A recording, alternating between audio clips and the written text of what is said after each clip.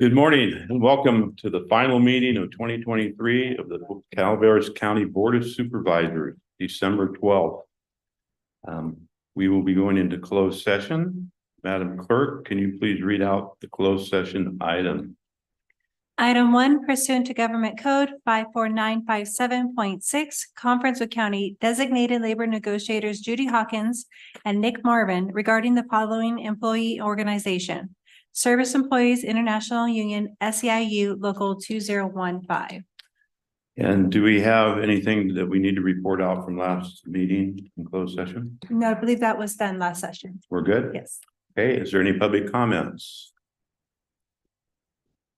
Seeing none in the room, we will go into retire into closed session.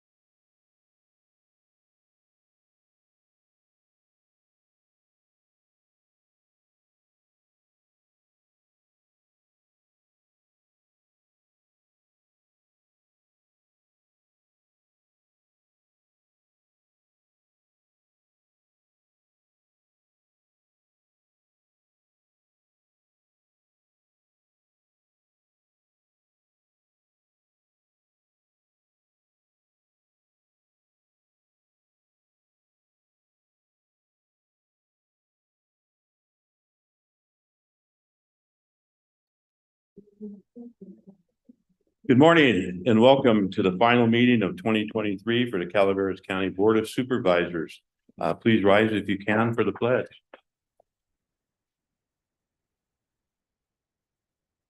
Council, can you please lead us? I pledge allegiance to the flag of the United States of America and to the republic for which stands one nation under God, indivisible, with liberty and justice for all. Thank you.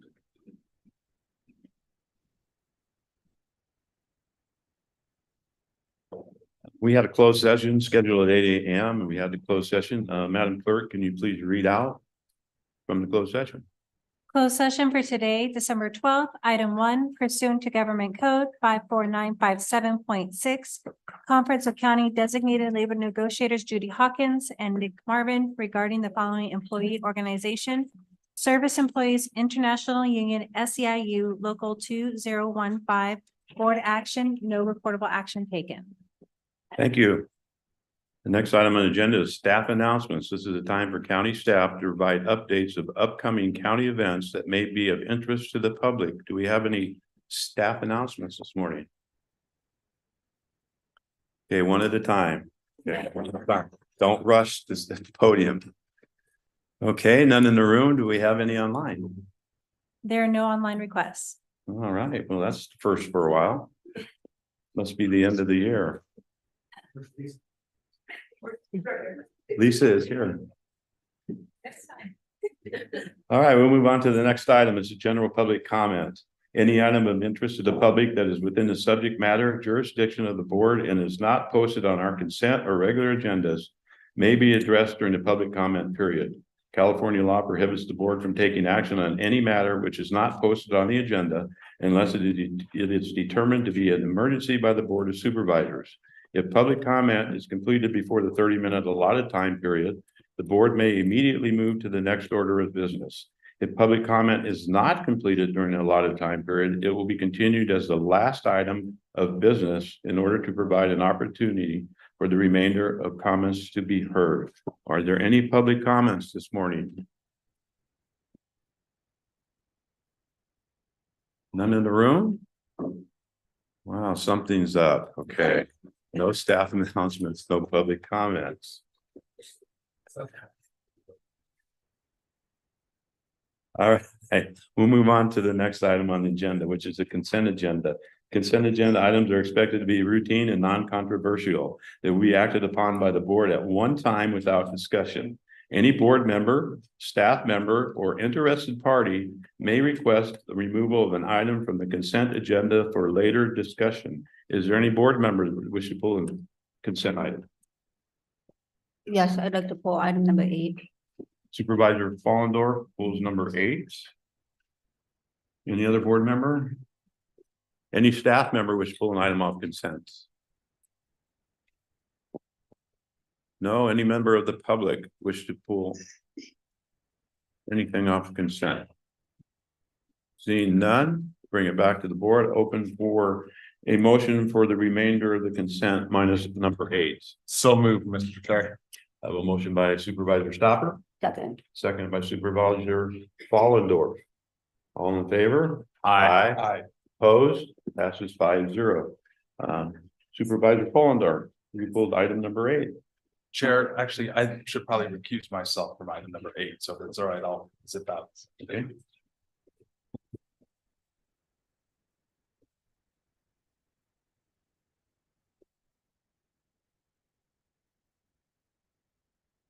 Okay, I have a couple questions and hopefully maybe staff can clarify some of the language in the agreement. One of the biggest things I'm concerned about is the date frame. My understanding, at least when I voted at the beginning of the year for the fiscal year, it was only supposed to be a 1-year allotment, and I see this terming out at 2026, and I am worried about that. I know it says in there that there are options, but given the changes going on, I don't want there to be an assumption of intent that the county will be actually obligating these funds over the next subsequent years. So the date really concerns me on that because that's not what I voted on and supporting to give their 1-year allotment. The other issue I have is in the clause of the marketing of tourism for the west side. I thought this was supposed to be in conjunction with the current tourism marketing plan. So if it's not, what is the blueprint of we are agreeing with what that marketing plan is gonna be like? And I didn't see a plan attached to this agreement for this. And I'm asking because if the majority of the board chooses to continue this in the next fiscal year and beyond, I want to see what the data points are. What is the plan that we're supporting on this? Because this, it's not clear what that is. Also, the other thing is, I think this is a carbon copy of another contract, and the chamber is primarily a membership organization. And that's not in the mission statement or the vision of this. So I want to get that clarified because it seems to be a copy and paste from another agreement. And that's not what the chamber really is. The chamber is a membership organization of businesses that are focused on the economic growth and supporting the small businesses. And it doesn't make sense to me on that. And then the other concern I had was in the liability. It just making it clear, not just the board, but I wanted to see if there was any way to make it clear for the membership. Because it is a membership organization, not that liability, it's just not, the board works off of the memberships, not just them. And so I want to make sure that the memberships understand what the board is agreeing to, and we're not holding the bag of any expectation from the county on the liability. So I don't know what that type of language would look like. But it does concern me a little bit on some of this, since it is kind of a carbon copy from another agreement and doesn't really focus on the chamber.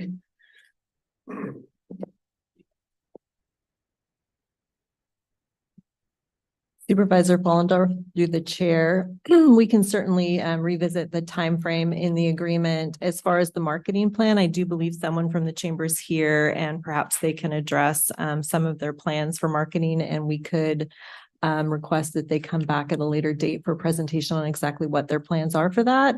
As far as the legal issues that you have raised with the agreement, as far as liability, I would let counsel speak to those. I hear what you're saying, Supervisor Follendorf. I think that from, when we're looking at this agreement, the agreement obviously is between the county and the organization. And so, we can only write in terms that bind the county and the organization. The relationship that the organization has with its membership and how they would or would not be liable for the board or the organization's dealings is as between them. Yeah, but we're using public funds to give to an organization that is supposed to be membership funding. And so what is the accountability of the memberships and ensuring that we're not having unintended expectations of what these funds back to the public of what they need to be using that money for. And so I just want to make sure that it's clear. I mean, I understand where the board's going, but I want to make sure that extends beyond the board of what their membership is supporting for the county to give this allocation of funds from the. Okay, sorry, I probably misunderstood your question. So I don't see that as a liability or indemnification question. That's more just what are the funds being used for, or the purpose of the funds, which it's something that could be, further written into the agreement. It's for. Correct.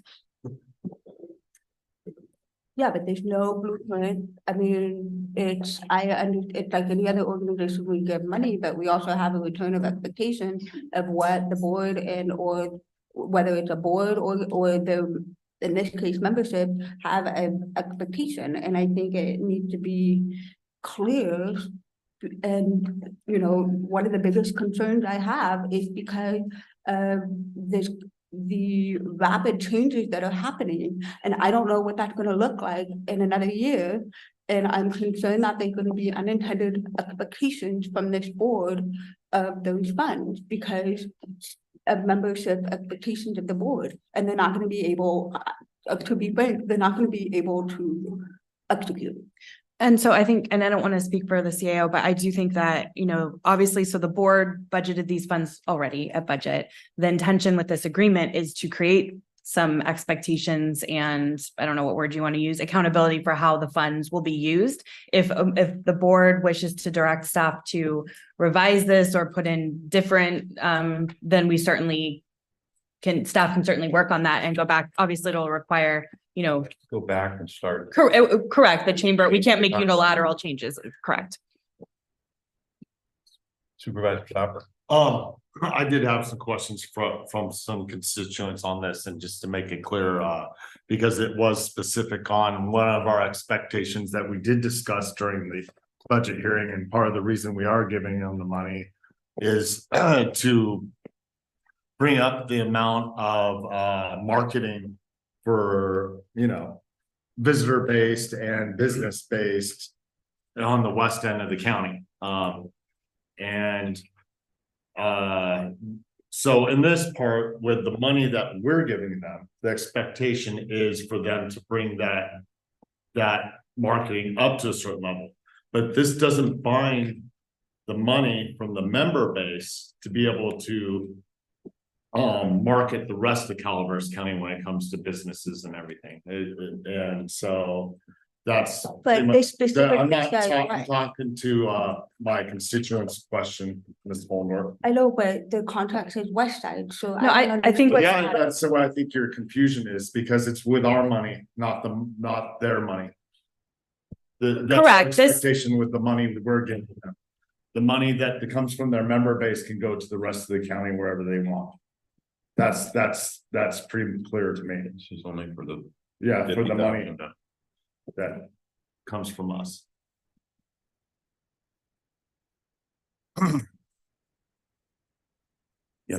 Chamber rep, you wanna come, Michelle? Hi, I'm Rachel Sparks. I'm the executive director new of the Chamber of Commerce. Hi.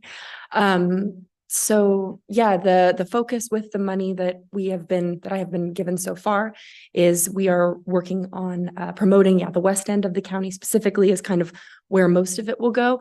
We do not have a complete plan yet to kind of show that out, but I would definitely meet at a later date and be glad to present a full business plan for that money if that's something that the board requests. So yeah, sorry, a little nervous. Is there any specific questions I can answer right now? Supervisor Garamendi. I'm sorry, this isn't a specific question here. You've been on the job like 3 days. I don't think we can hold you. Pretty to be new. Responsible, and I know there's been a break, so Yeah, we should not expect that from you. But I think one of the things I just want to emphasize is that, you know, this money is to augment efforts for marketing on the west side, and I'm going to include a lot of the north side. And I want to make it very clear. I think we all understand this is an annual donation that we're making. So there's no guarantee, and we could be specific about that. But I also want to make it clear that the Visitors Bureau does not absolve them from their responsibilities from taking care of the west side equally to what's going on the Highway 4 corridor. We all value that corridor greatly for our economy, but this is an augmentation, not a replacement. And I want to make sure that everybody's aware of, at least that's my interpretation of our intent. You know, I agree with Supervisor Garamendi on this. The CBB, we give year after year after year, we give them hundreds of thousands of dollars, and primarily their focus is on Highway 4 corridor. And for all the years I've been sitting in here, always saying we need some representation on the west side, equal it out. And we're starting to see that somewhat. The CBB was at the craft fair in Valley Springs at the parade. So we are seeing it, and it's truly appreciated. But this is that it was given direction when we had it at budget, And this is part of the agreement. And again, like county council says, if we change any of this agreement right now, it's gonna have to go back and recirculate it around and redone. And it's taken since budget time to get it here now. Because of a lot of things that were said and were being negotiated and talked about. But this is the basic agreement that was, I think it was brought to us before and we agreed. So those are my comments. I'm just concerned about using the augmentation if the expectation is still CDD. So where is that, could, at least my intent was to help bring the chamber and CVB more together in a unified collaborative effort. And so we're to ensure that those businesses are being represented, but what, and that's one of the biggest, what does that look like? Because if you have someone who is fairly new, I mean, how are we gonna support that unity rather than continue to be too separate and be siloed? I get the mission statement and the visions are vague, but at the same time, they're still trying to bring in those dollars into this county to continue to support all of these services. But what does that augmentation look like? And that goes back to the marketing plan. I just want to make sure that there's expectations of what the intent is going to be truly reflective, because if we put this investment and we have a return on that investment, then that's something to discuss about in the next year, but we don't have any data points of where we're going to be able to support that and how those dollars are going to, we're going to see those dollars return, whether it be in sales tax or POT or what have you. And that's why I'm asking for a marketing plan. It's not, I want to make sure that this investment, so we can continue to support this collaborative effort of bringing the two entities together to maximize organizations we already have in this county to do the best for our small businesses and tourism. Mr. Chair. I agree, Amanda, and I think that bringing these things together we're well on the course for that. We're on a new day. I understand you're wanting to have accountability and a marketing plan. I asked the CVB for 7 years to have that while we gave them millions of dollars. 7 years later, we have an agreement where they've just this year will be our first year of reviewing their business plan and marketing plan. This year, we still haven't got the final one yet from them. So I think this is a good path forward. And I concur that we should do that. They should come together. And I think we should have a little bit of patience. Certainly we showed endless patience for the CVB at the cost of millions of dollars, and we're having a positive outcome. So that's all my comments. Supervisor Stopper. I've seen them come together consistently over the years. They've worked together phenomenally. I think I see this relationship building. I see it as a positive thing for the county as a whole, to help get two entities, more latitude to collaborate. A good thing. What's your name again? Rachel Sparks. Rachel Sparks. Well, welcome. We're looking forward to working with you. I do. Sorry, go ahead. I do have one request. Is it possible that you could come before the board and give us update reports, say quarterly over the next year, and just give us a report on where we are with this marketing plan and what's going on? That sounds excellent. Yeah. And just to be clear, so that we're all on the same page, the agreement requires those things of the chamber. That's the idea, right? In exchange for the TOT funds, they will share a marketing plan, make presentations to the board, et cetera. So that is drafted into the agreement. I wanted to make it quarterly. It does say they come for us, but I'm trying to make it at least quarterly, at least the first year here that we give you the money. And so it makes everybody else feel more comfortable. You guys are working together. Absolutely. Yes. Any other questions or comments? And public comments, questions? Any public in the room? No? How about online? Oh.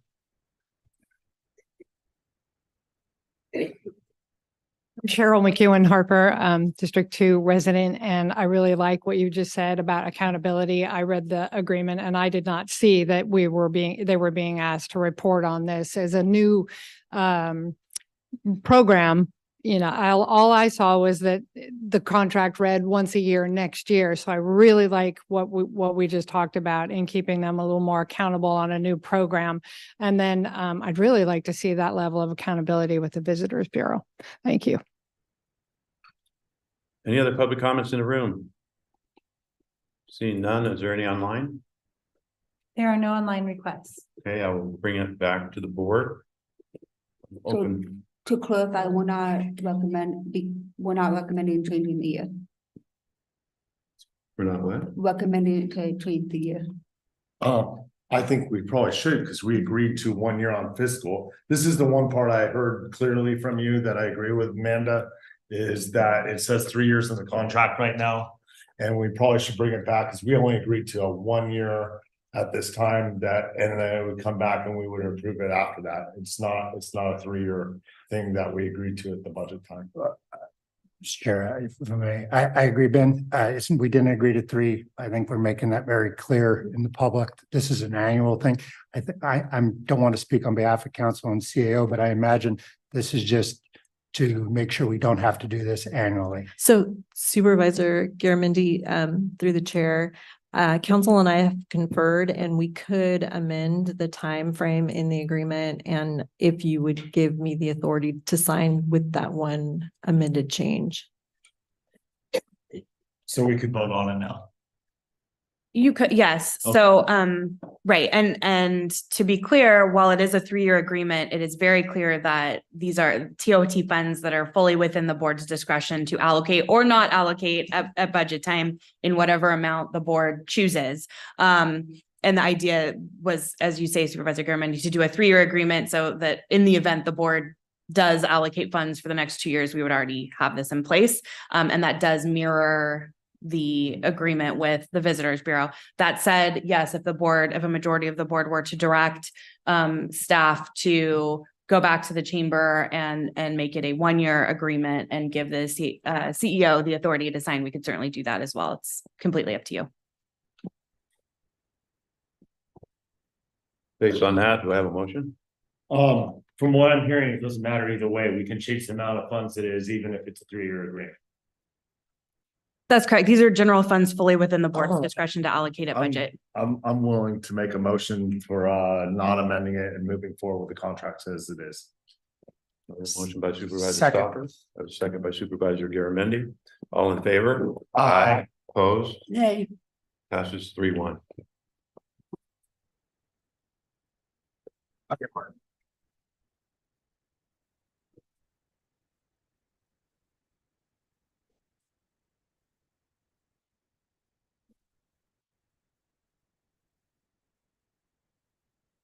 We'll move on to the regular agenda.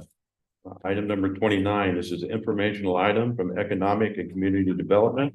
This is receive presentations from the Calaveras County Economic and Community Development Department regarding the 2022-2023 activities, and from the California Association of Local Economic Development on the economic development trends and opportunities. Kathy Galino. Good morning, Chair Tofinelli, Honorable Board, Kathy Galino. If I could have just a moment to set up, I'd appreciate it. How about 5 minutes? You need 5-minute break to set up. Oh, sorry. Set up. Okay. Okay, we're ready to go. As soon as we unlock that and let you in, it's unlocked. It's a secret door. Do you guys want? You can see it.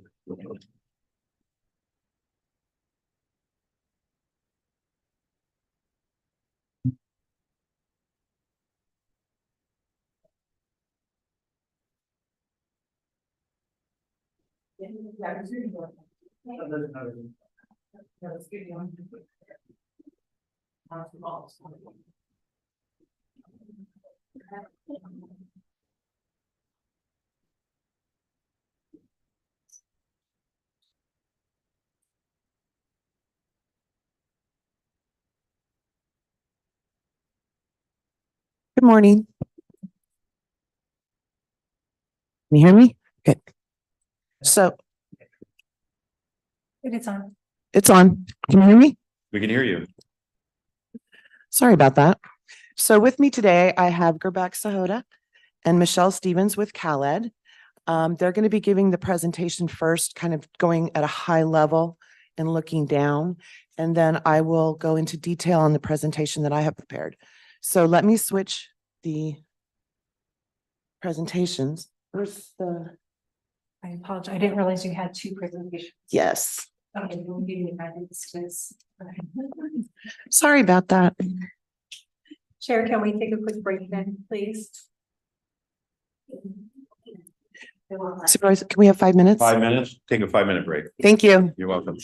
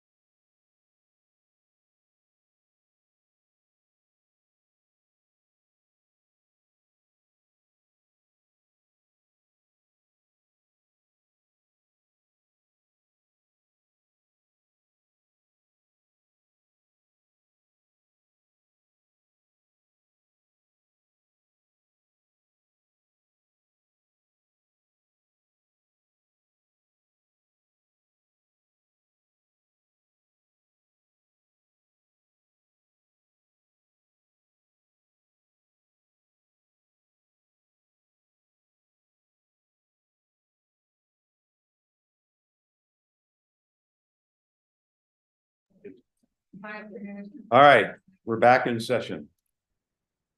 Kathy, are you ready? I am ready. Thank you, Chair Tofinelli, Honorable Board. Today with me, I have Gerbak Sahota, who is the President and CEO of CalEd, which is the California Association for Local Economic Developers. And with her is also Michelle Stevens, and she's the Program Director at CalEd. So they're going to start with their presentation, and then I will follow up. Thank you, Kathy. Good morning, everyone. Can you hear me okay? I'm loud without the mic. I don't know if this needs to be any closer, so just tell me. Is it? Is the mic on, Susan? Yes. Okay. Okay, awesome. So good morning. It's great to be back in Calaveras and to see some familiar faces. If you're not familiar with us, with me in particular, as Kathy said, my name is Gerbak Sahota.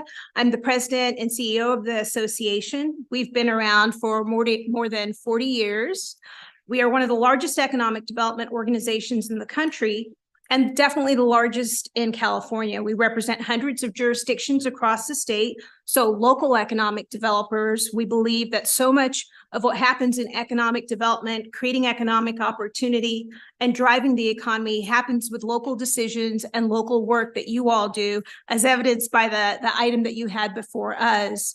So really pleased to be here and pleased to be back here. Some of our history with Calaveras is prior to the pandemic, we had a grant from the Federal Economic Development Administration. Our program director, Michelle Stevens, was working here locally to help with set up the CBRC. So we do have some history here, and I know some of you know Michelle as her family is how many generations here now? Well, my generation's the sixth. The sixth generation here. So really excited to be here. We rarely get a chance to come up to the foothills and experience the beauty. It's almost always for work. So it's nice to have the drive up. I'm going to talk to you a little bit today about trends that are happening in economic development. I'd like to tell you that I'm going to share new information that you've never heard before, but I suspect that a lot of what we see happening across the state and nationally is what you guys are experiencing here locally as well. So if you'll please advance to the next slide.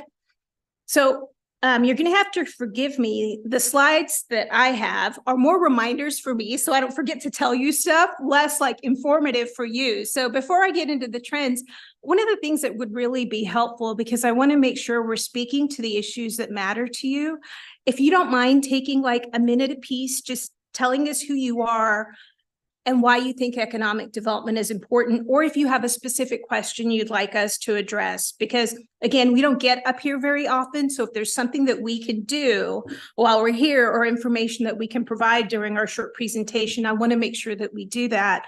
So Mr. Chair, however you'd like to do that, if you want to have specific supervisors or do it in a specific order, just a quick who you are, and if there's anything you want us to address or your interest in economic development would be helpful. Brother Hubbard, you wish to say anything?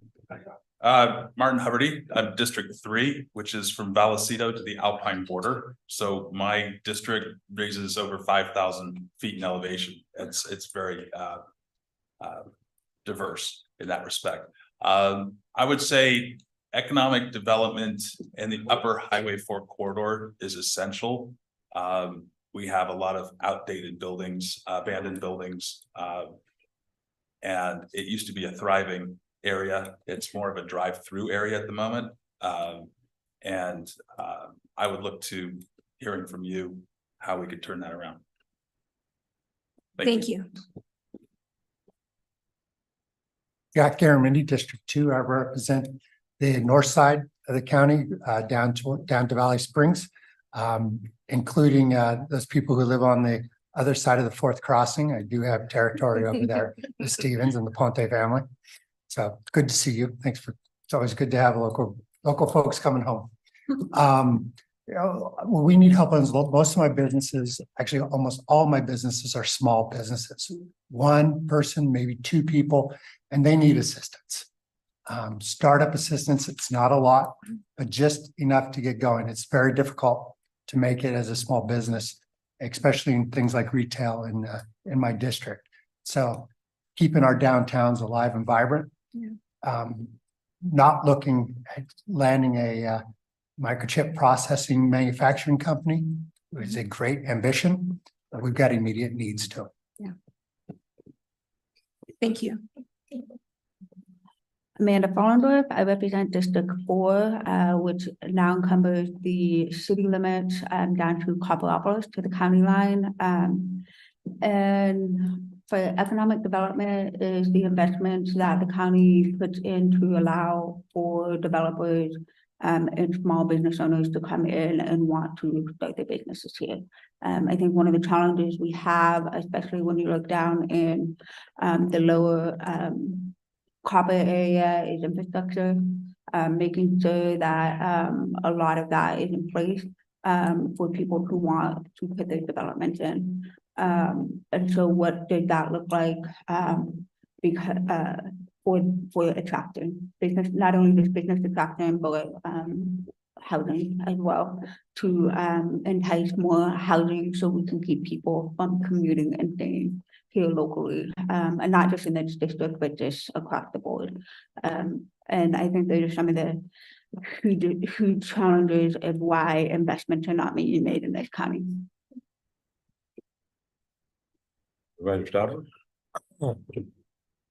Ben Stoppard, District 5, Rancho Calaveras down to Highway 26, the San Joaquin County line, Stanislaus County line. We are primarily a bedroom community. 70% of the workforce travels outside the county for employment. Expanding business opportunities, not even necessarily in my district, because there's a much area to do that in my district, but expanding business opportunities and bringing some more of our people home to work would be phenomenal. And then one thing you did say is, comments, because you don't make it up here very often, try to make up a little more often. Absolutely. I'm Supervisor Toppinelli, District 1. My district runs from the county line in Wallace, primarily up through Highway 12 and up to 49 here, up to including San Andreas. The situation is economically here for businesses, it's a hit or miss on a consistent basis. I mean, you have, and that's probably true throughout. But the smaller businesses that we have, and a lot of it, Ben, most of the people that live in Ben's district come into District 1 because, again, his district is more rural and there's not a lot of commercial property there available for them to do, although there's a lot of people that work from home. But we're looking to keep those people.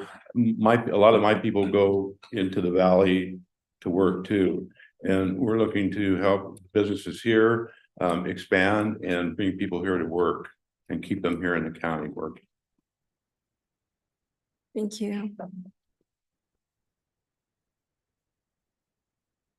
That's really helpful. And it certainly resonates with a lot of what we hear, not just from rural communities, urban communities.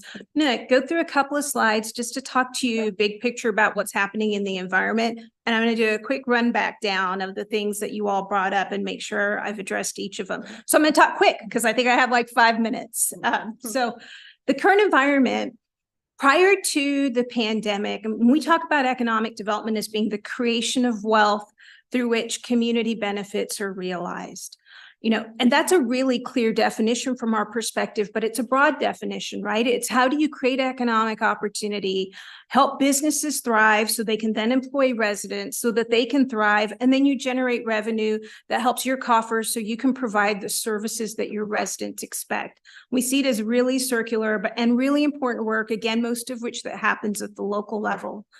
One of the things that happened during the pandemic, and I suspect, again, that you're hearing some of this here, if not, certainly in the state rhetoric, is the way that people are talking about economic development doesn't necessarily sound like the business case for economic development that we used to. A lot of it's around social justice issues, around equity, comments like, we haven't provided economic opportunity for everyone. What does that look like?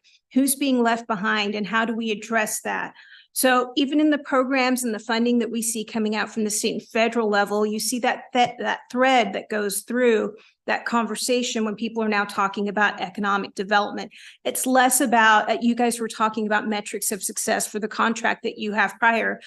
it's very difficult sometimes to create metrics around some of that social language around what economic development looks like.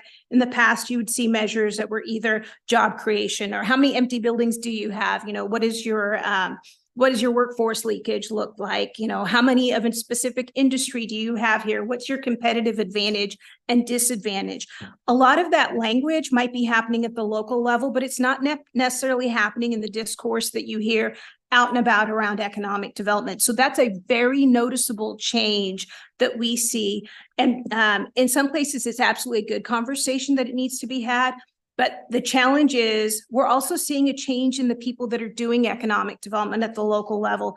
It's not necessarily, you know, folks that have been in the profession 20, 30 years. It's not necessarily folks that came in with the same mindset of I want to help businesses thrive. And in some cases, it's not local government, it is a nonprofit or a community-based organization.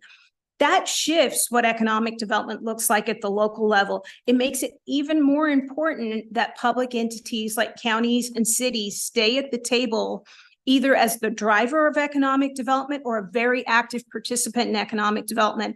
You know, it's great to see that you guys have Kathy as a dedicated economic developer and that she has been here for so long because she sees the shift the same way we do and has an understanding of how to change that language to make sure that she's bridging those two worlds, not just the social piece of what economic opportunity looks like, but the metrics that you expect to see from a solid economic development program. So we're seeing a big change in the people and the language and how it's implemented. The one thing I don't think has changed is economic development is about strategically creating your preferred future.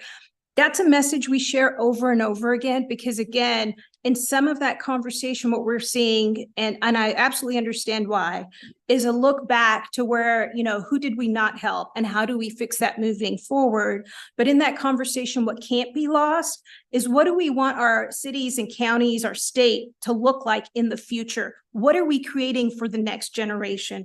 So the conversation about filling those buildings, getting more folks up, great to hear the two of you talking about how I might not have space in my district to have more businesses, but you do. So we should find ways to help your area thrive so our workers can stay here. One of the biggest challenges we see in rural communities, and I would say probably now a little bit in the state as well, children that get educated and don't have an opportunity to come back, so they don't come back. This is a longstanding concern, and I don't think that this is a new trend. I think it's a trend we don't talk about enough. One of the other pieces of that is what's happening in our rural communities post-pandemic. We do know that during the height of the shutdowns, the state auditor did a report on the funds that were going to rural communities versus their urban counterparts in California. And there was a stark difference in the amount of funding that rural communities were getting per resident.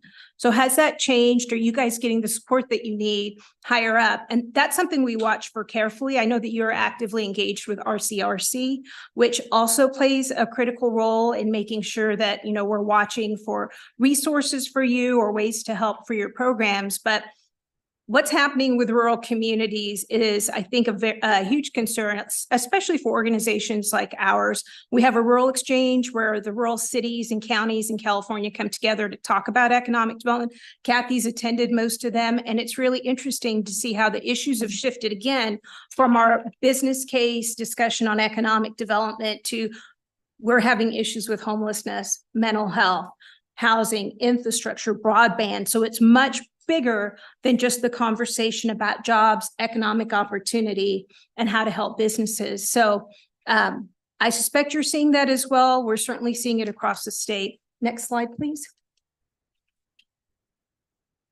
So a couple of quick myths. I always make sure I include this slide, and most of it is to make sure we're all talking about economic development in the same way. In this change of language, in the change of the environment, one of the things we definitely want to be clear on, what are the metrics of success look like? Just as you were talking about that contract, what does success look like? It's not only about jobs. It's really important that you all be clear about that. We don't know what the economy is going to look like if we are going to see a recession. We know the budget challenges at the state level. If the only thing your economic development program can hang its hat on is the number of jobs created, that's going to be problematic. It's also, how do you help the folks that are currently employed stay employed? How do you help your entrepreneurs start businesses? So that metric's got to be much broader than just jobs created. Focused on attraction. So there is, it wouldn't surprise you to hear that, when people think of economic development, they think of only chasing new businesses. I heard so many of you talk about the need to help current existing businesses. Economic developers understand that. You guys understand that. It's really important that you talk about that as a metric of success.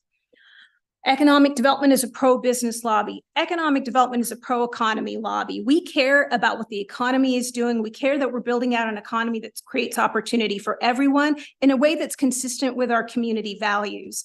And that's at the local level. Not every community in California is the same. So your metrics might be different community by community, and that's okay. Not all of California, not every city and county will have the same metrics, the same values that you want to see in your economic development successes. So we're not just pro-business. Connection to workforce, housing, specific industries. I mentioned to you a little bit, some of the challenges we saw pre-pandemic and post-pandemic is the amount of funding that was coming out. You all know this from your position as electeds. When there's more money, everyone can find a way to get a piece of that money, right? Especially if they need it to, whether it's a good cause or not. With economic development, there was a lot of money flowing from the federal and state level to support local economies. But what you saw were conversations and narratives around, I help small business. I'm all about economic development. We should get the funding. Wait, I do housing. You can't have economic development without housing. We should get money. I help workforce. We train workforce. Where workforce and economic development are the same thing. We should get all the funds. You should be really clear on how each of those pieces support the economy, but have a clear understanding that you have an economic developer that's working specifically to support your economy that should be touching all those pieces, or at least has a very clear role inside that framework. Because obviously workforce, housing, and being clear on what your specific industries are that you want to help are important component pieces of your economic development strategy, but they're not the whole story of your economic development strategy. And you mentioned tourism earlier and the work that the chamber does with the already existing businesses. The final piece, we heard a lot that traditional economic development is not connected to people and place. And I would just say flat out, that's a false narrative. In California, local communities, cities, and counties have been the ones that have invested consistently in supporting their local economies, without a doubt. Again, as I mentioned, you guys have Kathy, who's been on the staff for quite some time. The county supported our work when we had the Butte Fire Grant to set up the CBRC. I know that you all have played an active role, and we see this in every community. The notion that economic development is separate from what the community goals are, what residents need, I don't think that's accurate, but that is something that's out there and something for you all to be aware of if you're not hearing it. So big picture, those are some of the trends that we see right now post-pandemic. We've created a lot of materials to help people get really clear on what economic development is. We share it with the governor's office, of course, but also with our federal partners, our national partners, and at the local level. I'm going to circle back to talk about the things that you brought up. You spoke about the empty buildings and the concern about that. That's not an easy challenge to address, because I do think one of the things, and Kathy will probably speak to this, is having a clear understanding of what the competitive advantages or any disadvantages as well of your district. And if there's opportunities there that that meet that assessment. And I think Kathy will be able to speak to that. Downtowns are critical. We've seen more investment in the California Downtown Association, certainly the Main Street programs. We know that those groups are critical to helping local economies thrive, especially in smaller communities.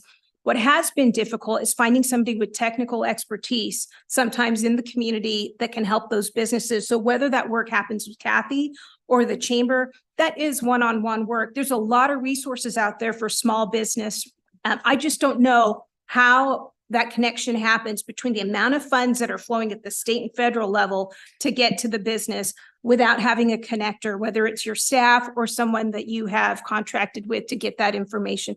But I think you have opportunity, even as the budget gap and the budget changes, there's still pots of money out there to support businesses, even if it's a startup.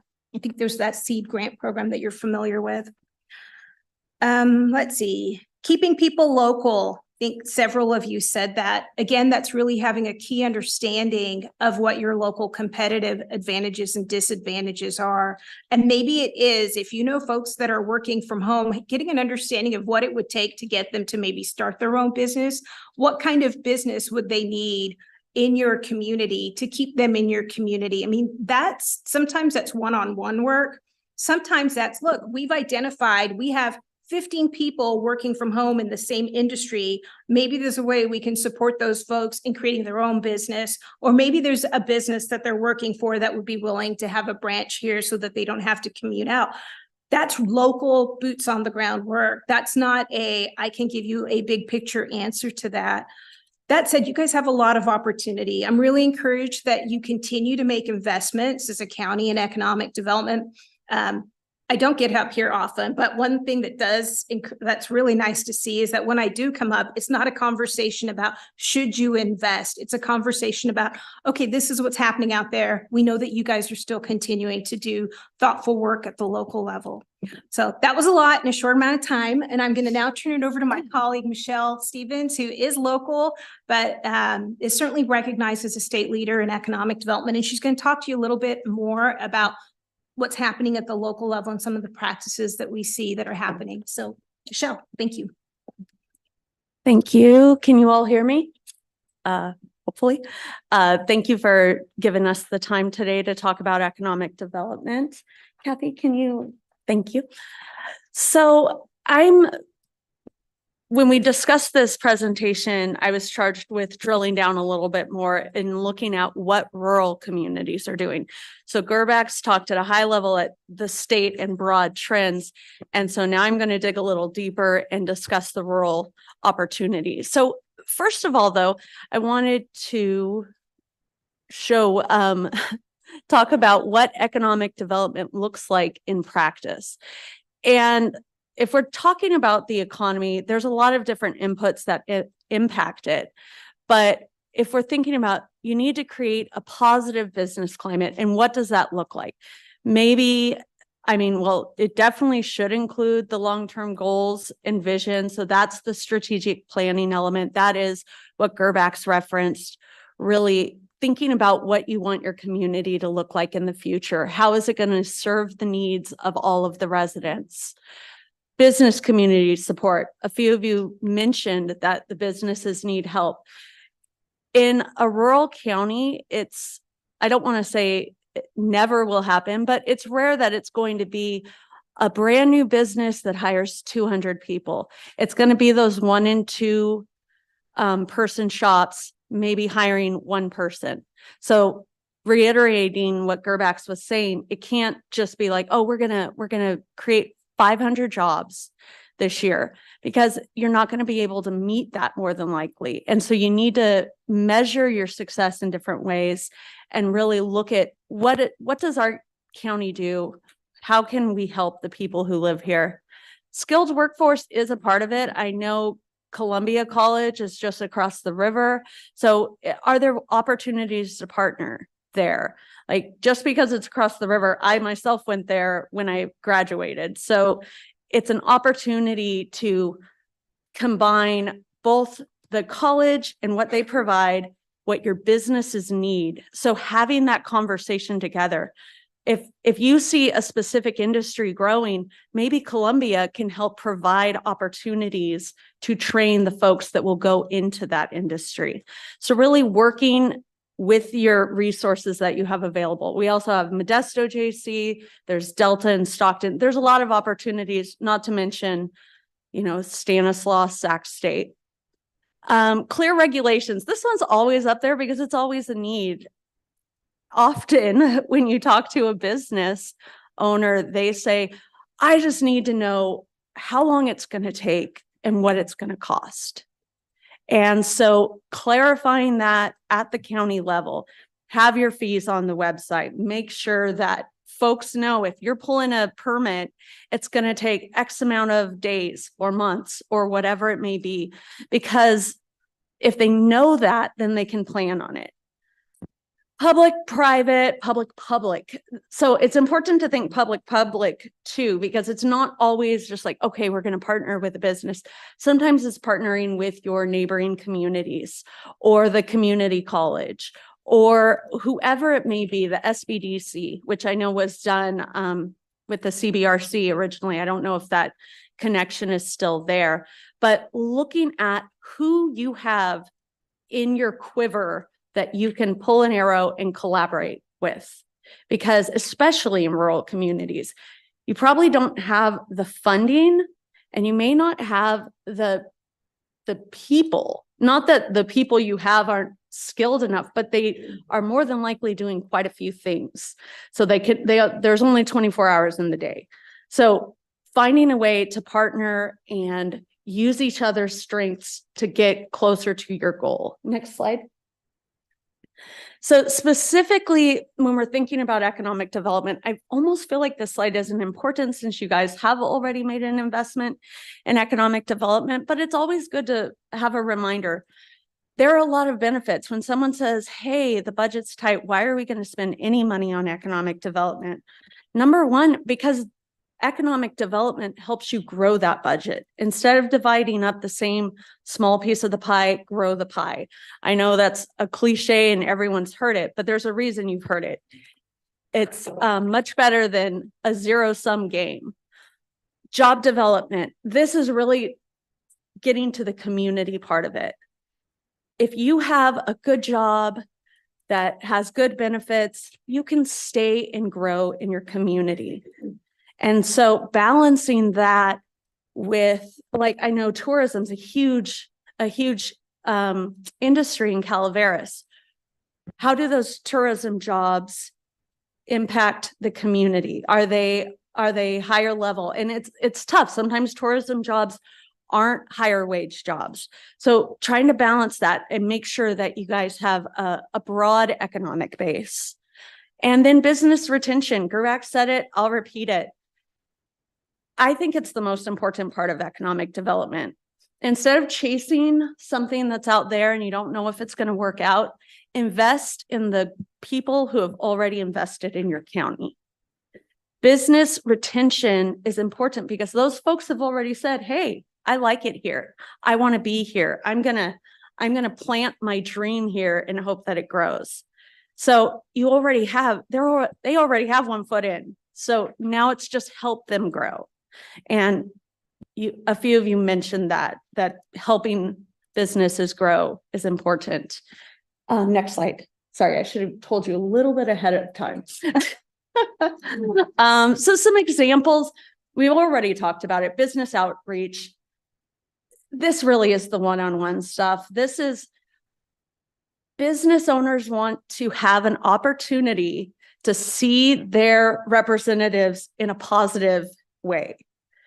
Getting your county, getting your tax bill is not a positive interaction. Finding out that you didn't pull the right permit and now you're going to get a fine, that's not a positive way. But having an economic developer on hand who's in the community and saying, hey, what do you need? And really listening to what they need. And sometimes that economic developer cannot help them with what they need. But a lot of water is carried just by hearing them and saying like, okay, I get that. That is a problem. I don't have a resource for that right now, but I will think about it and we will come up with some solution. Broadband development, you guys know this. An example I had was the Madera County Broadband Strategy and Roadmap. So they took ARPA funding, which I know isn't here anymore, but like broadband's a huge issue at the federal and state level. So the funding is out there. But they use that ARPA money to do the study and come up with their roadmap. And now they are moving on that path. And the 1.2 million contract with CalNet was just announced a few months ago. So they created the study, they laid the groundwork. What do we need? How do we get it? And now they're moving down that path. And so broadband is a key element of infrastructure, but you have all the other infrastructure needs as well. I know Supervisor Follendorf mentioned that in the copper area. So There are other resources available that may or may not work. There's different funding resources at the state level, tax increment funding. That may be a good fit for building infrastructure. It may not be. It all depends on how much success you can have in that parcel after you make that investment to see if it all pencils out. But those resources exist, and we have a lot of materials that explain how they work. So you can kind of check it out and say, does this make sense for Calaveras? Planning, I mean, you're not going to go anywhere if you don't have a plan. So that's your economic development strategic plan. That's the CEDS, the Community Economic Development Strategy. CEDS are especially important because to get federal funding from the Economic Development Administration, you need a current CEDS. So sometimes, I mean, I guess it's a little of the carrot stick situation. To get that federal money, you do need to have your plan in place. And so you might as well take advantage of that. Don't just do a really quick whatever works, let's not think about it. Use that as an opportunity to outreach with your community, find out what their needs are, find out what they want to have their community look like in the next 10, 15, 20 years. Also a huge thing that's happening in rural communities, this isn't going to be surprising, recovery and resiliency planning. So much like most communities throughout the nation, different impacts, whether it's a natural disaster or an economic disaster, like the pandemic, it's not a hurricane, but it certainly had an impact on our economy. Wildfires, all these different things, earthquakes in some areas. If you have a plan to be a resilient community, that makes your recovery that much easier. It won't be simple, but having a plan, building in that resiliency, and say you do have an impact, say you have a wildfire, when you're doing the recovery work for that, don't build it to what it was before the fire, build it to what it needs to be in the future. So use that opportunity if you do get disaster funding to build what you want to see, not what you had. And then take advantage of available resources. I mean, everyone, I'm sure Kathy does not appreciate me saying that because she's probably filling out grant applications left and right. But there are, excuse me, there are programs at the federal and state level that can provide funding, but also there are programs that CalEd, next slide, has available. And we have some of them here, but all of these are available on our website. So if you want to look deeper at these things, you can check the website. This is our tax increment financing guidebook. That's the second edition because in recent years, we've had state legislation that has tweaked some of the requirements and the rules. This is a soup to nuts. What is a tax increment financing district? How do you create one? I thought it was engaging. It might be boring and help you get to sleep at night. Either way, you have copies. You can check it out and see if this might be a good fit for Calaveras. This is in reference to our Economic Development, Recovery, and Resiliency Guidebook. This is the exact summary. But if your interest is piqued by this document, then you can dig into the full playbook that is on our website. Also, we reference the California Rural Infrastructure Guidebook. This looks at all of the different financing resources that are available for infrastructure. We published that, I want to say in 2018. So it's been a minute, but a lot of those resources are evergreen. So you can check out that guidebook. And then lastly, the Project Development and Finance, that is a new division that we just started that is focused on real estate development and site development and the finance aspect of that in the community. So if that is something that is interesting to Calaveras County, that is a group that you can join as CalEd members and get involved in that and look at, well, what does the detail work of getting this parcel developed look like? And I know we are wildly over time. So Kathy, if we can hand it off to you, or if you want us to do questions or wait till the end. Chair, how do you feel? Do you want to do questions now or wait to the end? Yes. We can wait till the end. Okay, I'm going to go very quickly. I know.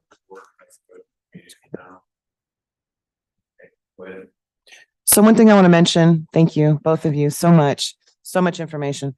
You're doing a tax increment financing, or you're doing a project development finance seminar in January, correct? Yes, the 24th of January in Sacramento. Right. So I'm hoping to attend that and would obviously love any of you to join as well, because I think there's going to be a lot of information. All right. So now I'm going to pull up my presentation, or Stacy's going to help me pull up my presentation. And I'm going to go really quick. There was a lot of information, and I appreciate your time and things today. So. We'll give you 5 minutes. Okay. I know she has the need. Well, and that's what I'm going to be providing is kind of what have I been doing for the last year? I work with a lot of you, each of you, on the different things that I do in your district, in the county, in the 5-county region. And so I kind of want to share just some high level stuff and also ask, I will be coming back for more direction on how we're going to implement our SEDS, which just went to EDA yesterday. Finalized yesterday. Thank you, Supervisor Stopper. So, hey, it's been a work in progress, but it's a huge, important thing that's happened for Calaveras County is getting that SEDS over the finish line. So I'm not going to belabor my mission. I think you guys pretty much know what my mission is. It's primarily to help and work with our business community, with our community associations, with our tourism, with our chamber, with our various organizations throughout the county, and to really keep our dollars local. So what is economic development? I think you've got that now. So let's talk about goals, and that's really where I want to focus. My 22-23 goals and kind of what was accomplished last year or this year. I worked with over 60 businesses with a wide range of assistance, including technical and permitting assistance, developing resources, disaster recovery. Yes, my first 2 months of this year was disaster recovery, disaster response, and working our disaster recovery centers and working on grant funding and loans and programs. Multi-agency response team meetings. I work with our land use department heads, our planning department, our building official, our public works director. Sometimes we'll have a business come in and they're trying to figure out what they need to do or how to fix something or change something. And so I help lead those discussions so that we have a roundtable discussion and all the questions can get answered at once. It's not, oh, I forgot about this or I needed this. I didn't know about that. I'm working with developers right now, 4 of them. Because one of the things we all know is housing is a major issue. We need workforce housing. We need all types of housing. I'm working 12 grants. Yeah, I'm working on 12 grants, 47 million. Whew, that's quite a bit. It's not all for Calaveras. So I'm working on that next year. New business markets, looking at biomass is a big thing that's happening. A food meat processing facility, clean tech manufacturing, and some others.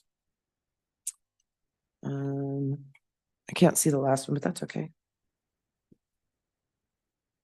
Oh, the business friendly checklist. Yes, that's an attachment in your packet. It was a fun project that I did with RGS to find out, is Calaveras business friendly? And overall, we did very, very well. There's some areas that we need improvement, primarily in permitting and streamlining. So business assistance on the direct numbers, 10 businesses and 20 individuals during the storm damage and recovery process this year from the winter storms. We did site visits. I did site visits with FEMA and SBA.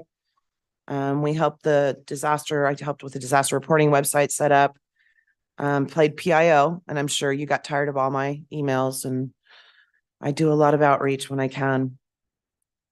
Business services provided 14 new businesses with startup resources, permitting, licensing, workforce, funding through SBA, SBDC, assisted 18 existing businesses with compliance assistance for growth and expansion. hosted 5 multi-county meetings with business and county departments for 2 hotel developments, one in San Andreas, which we all know, and one potentially in Murphy's. Oops, wrong button. Business assistance. The website was very popular. I do keep my website very fresh. I try anyways, as well as my social media. The top visited sites are starting a business and funding and resources. A lot of activity on Facebook page, 832 followers. I've only had the Facebook page about 3 years. So 9,500 posts. I had post interactions, which is people that followed or clicked on more information. I'm averaging about 14 posts a month, which I really want to double. So here we are, the sets. It's going to EDA for approval. We will have a new EDA liaison or representative for our region. Melinda Matson has retired. Excuse me. And the new gentleman is Richard. Do you remember his last name? Yeah. So I'm hoping to have a conversation with him. I don't know if he'll be at the CalEd conference, but that would be a great thing. Because at the conferences, it's a great time to really meet these people that are going to help provide funding and put a face to the name and look at our community. Other goals are on the SEDS. There was 4 major identified areas. I'll go into more information on that in the future. Trying to keep this short. So there's housing. I work very closely on the housing partnership with our developers, with our Health and Human Services Agency, with our planning director. It's part of our housing element.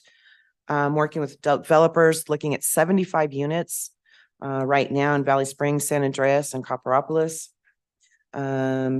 Participated in the housing partnership, as I mentioned, evaluated other housing opportunities, and looking at grants to incentivize development.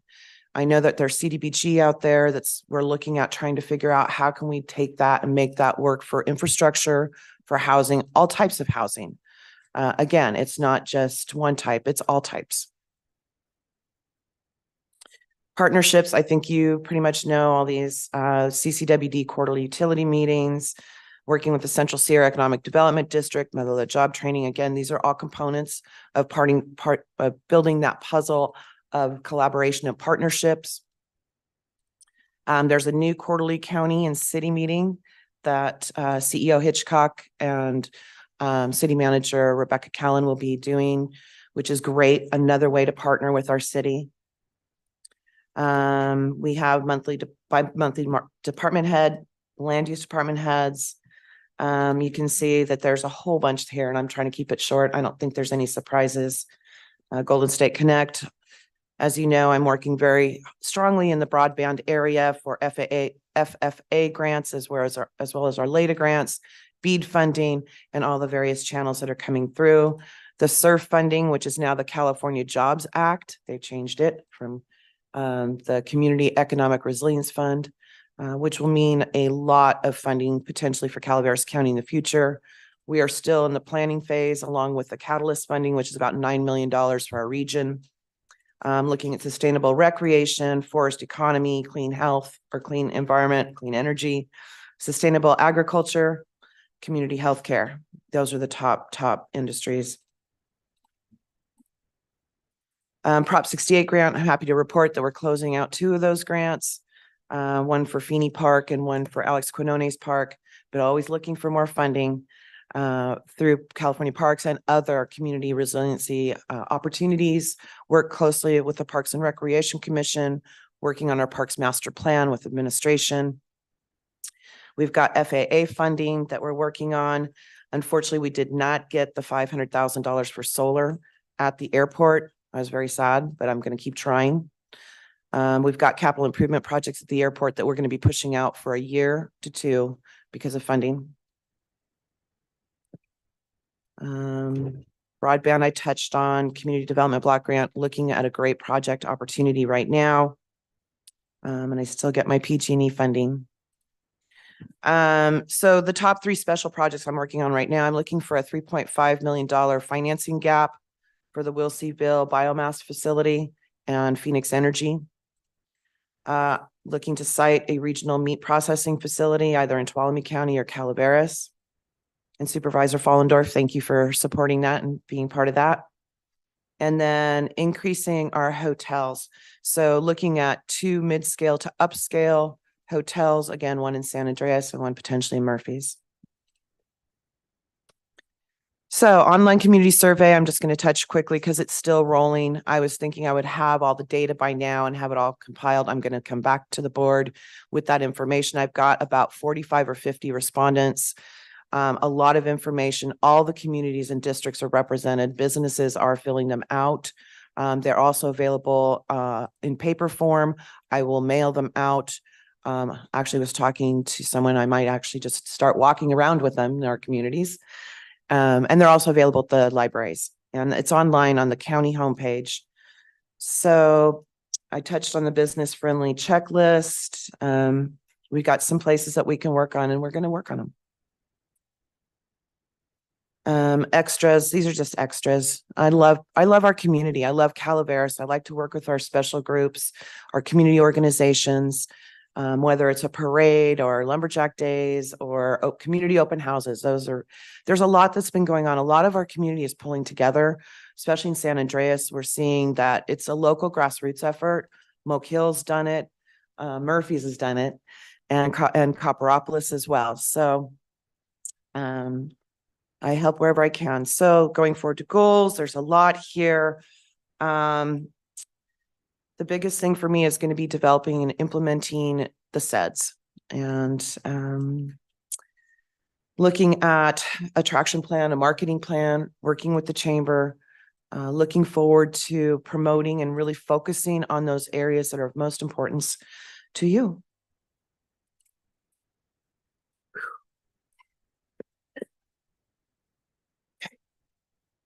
Any questions and comments?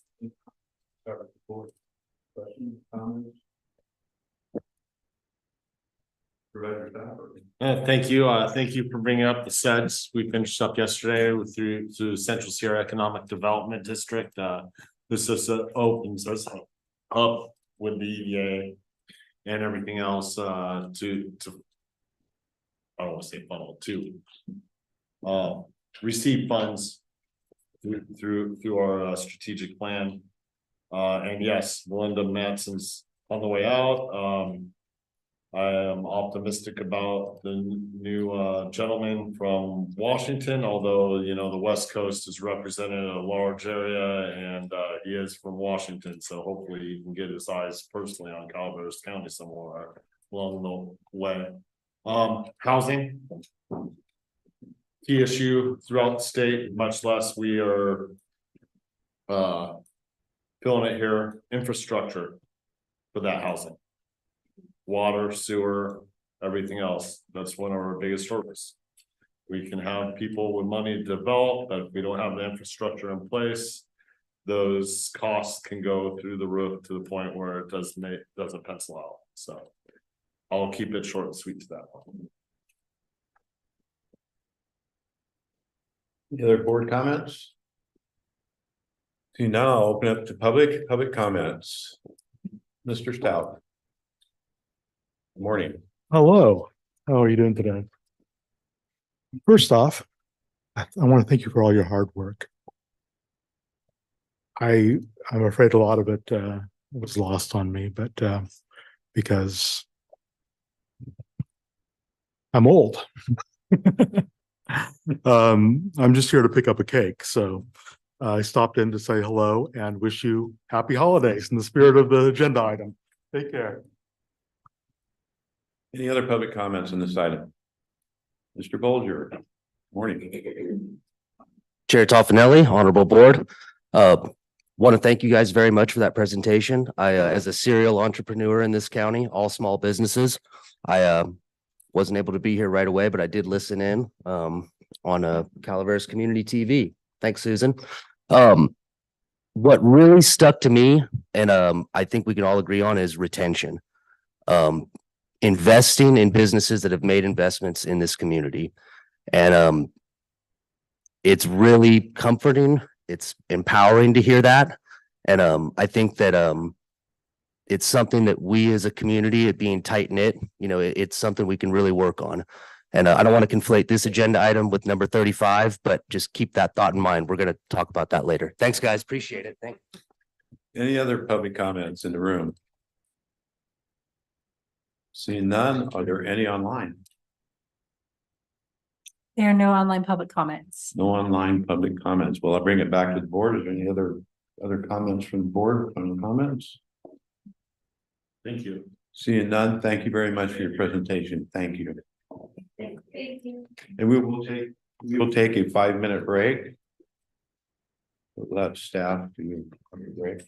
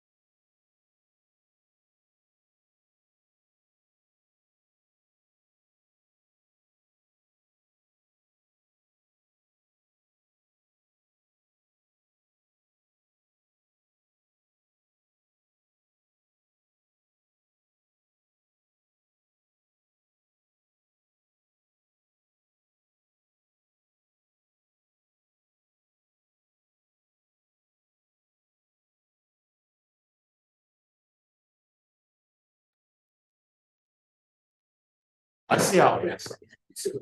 We're moving on to item number 30. This is an action item from administrative office. This is to make a public benefit finding and approve the solid waste fee increase refund program. And I see Denise Hubner is here to give us the presentation. Good morning, Honorable Chair, members of the board, Denise Hubner, Deputy CAO. I'm bringing this item forward today due to the concerns the board expressed regarding the impact of the solid waste fee increase on low-income residents. Administration worked with HHSA to determine funding options. It was determined that HHSA did not have funding eligible for this use. At final budget, a transfer was included from the Integrated Waste Management CIP payback amount to cover the cost. The program eligibility requirements are, do you want to pull up the flyer, Stacy? Applicants need to submit a completed application and proof of payment. It must be their primary residence. They need to meet income eligibility requirements, which are in line with DHCS Medi-Cal eligibility limits. The program timeline is, it's our intention to run the program from January 1st, 2024 through June 14th, 2024. This is to ensure that we can issue refunds and cover all expenses prior to the close of the fiscal year.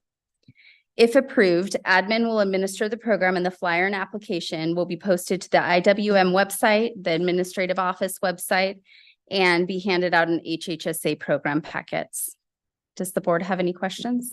Is there any board questions? Seeing none, we'll open to the public. Is there any public comments on this item? Questions, comments? Seeing none in the room, is there any online? There are no online questions or hands raised. All right, then I will bring it back to the board. I'm open for a motion on item number 30. So moved, Mr. Chair, and thank you for bringing this up when we're going through everything. It's phenomenal idea, and thank you, Denise, for the work. So we have a motion by Supervisor Stopper, I'll second. second by Supervisor Hubner. All in favor? Aye. None? I mean, excuse me, any no's? Passes 5-0. Thank you. Train of thought there for a minute. Okay, item number 31, we will move on to, this is an action item from the administrative office is approved noticing for Title III funding proposal from the Secure Rural Schools and Community Self-Determination Act of 2000 in the amount of $114,000, $114,940.94, and begin the 45-day comment period. Marcos, you're up. All right. Good morning, Honorable Chair, members of the board. Marcos Munoz, Assistant CAO. Today I am here seeking approval from the board for noticing of the Title III funding proposals. If approved today, it will open up the 45-day comment period, which will close at 4 p.m. on January 26th.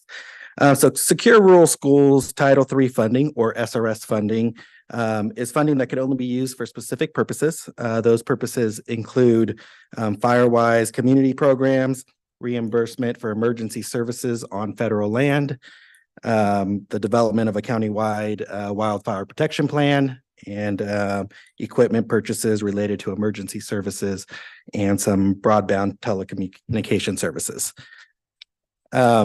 So currently the county has $114,940 available. So we posted and asked for project submittals and we received 2. Those projects are one from the sheriff's office at the amount of $30,000. This is to supplement the purchase of capital equipment for a search and rescue vehicle. And then second, we received a proposal from the Fire Safe Council in the amount of $60,000 to provide supplemental funding for a project manager. In addition to those 2 proposals, admin is also recommending that the remaining balance from the 114, the remaining balance of just under $25,000 be set aside to the sheriff's office to offset the overtime cost incurred during the recent search and rescue efforts in the area of the Lakemont subdivision that surrounds the Arnold Rim Trail. So those 3 projects together would total the total amount that we have of funding available. So if approved today, we would bring back the comments along with the proposals for either the board to approve or deny after the close of the comment period on January 26th. 45-day comment period begins today once we approve this. Correct. Yes. Do you have any board comments? Supervisor Committee? Quick question. I'm not opposed to any of this. So what is the, have we gotten the final bill for that search and rescue yet? I know this 25 is a nice start, but We do not have the final bill at this time. We are not aware what the total costs are going to be. got a spitball number out there? I do not. I do not. Smart man. Thank you, Marcos. Any other board comments? Seeing none, open to public comments on this item. Seeing none in the room, is there any online? There are no public comments. We have no online comments. I'll bring it back to the board, open for a motion. So moved. A motion by Supervisor Stopper, Second. second by Supervisor Hubbard. All in favor? Aye. Opposed? Passes 5-0. We'll move on to item number 32. This is an informational item from Public Health Services. This received a presentation from Calaveras County Health and Human Services Public Health Division reporting the results of the 2023 Calaveras Community Health Assessments. Colleen. Hi, Hi, you're the presentation. I do. Thank you.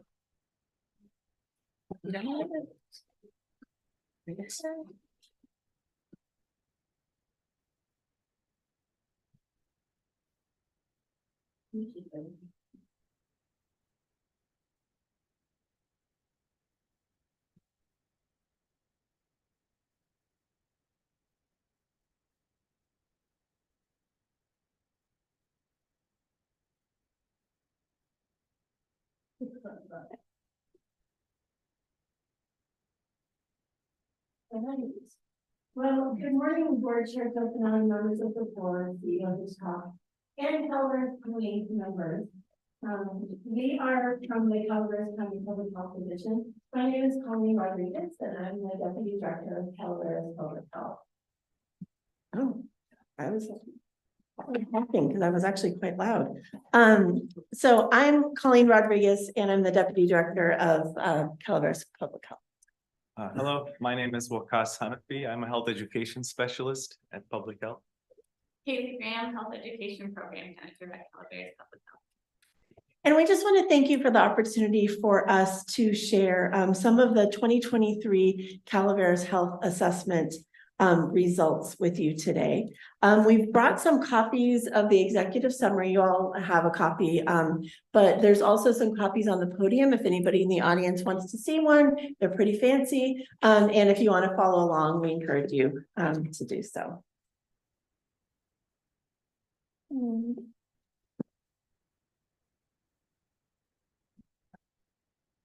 We want to forward these. Thank you. You're welcome. Yeah, it's not going. Okay. There we go. Which button do I push? Okay, no, it's unstuck. Okay, perfect. So today we'll be discussing a little bit about the Calaveras County Public Health Division. We will also be talking about why it's so important to collect local data versus just accepting the data that we get from the state. We're also going to talk about how data is actually analyzed and why that is also an important factor. We're going to talk about a little bit of a summary of the results that we found.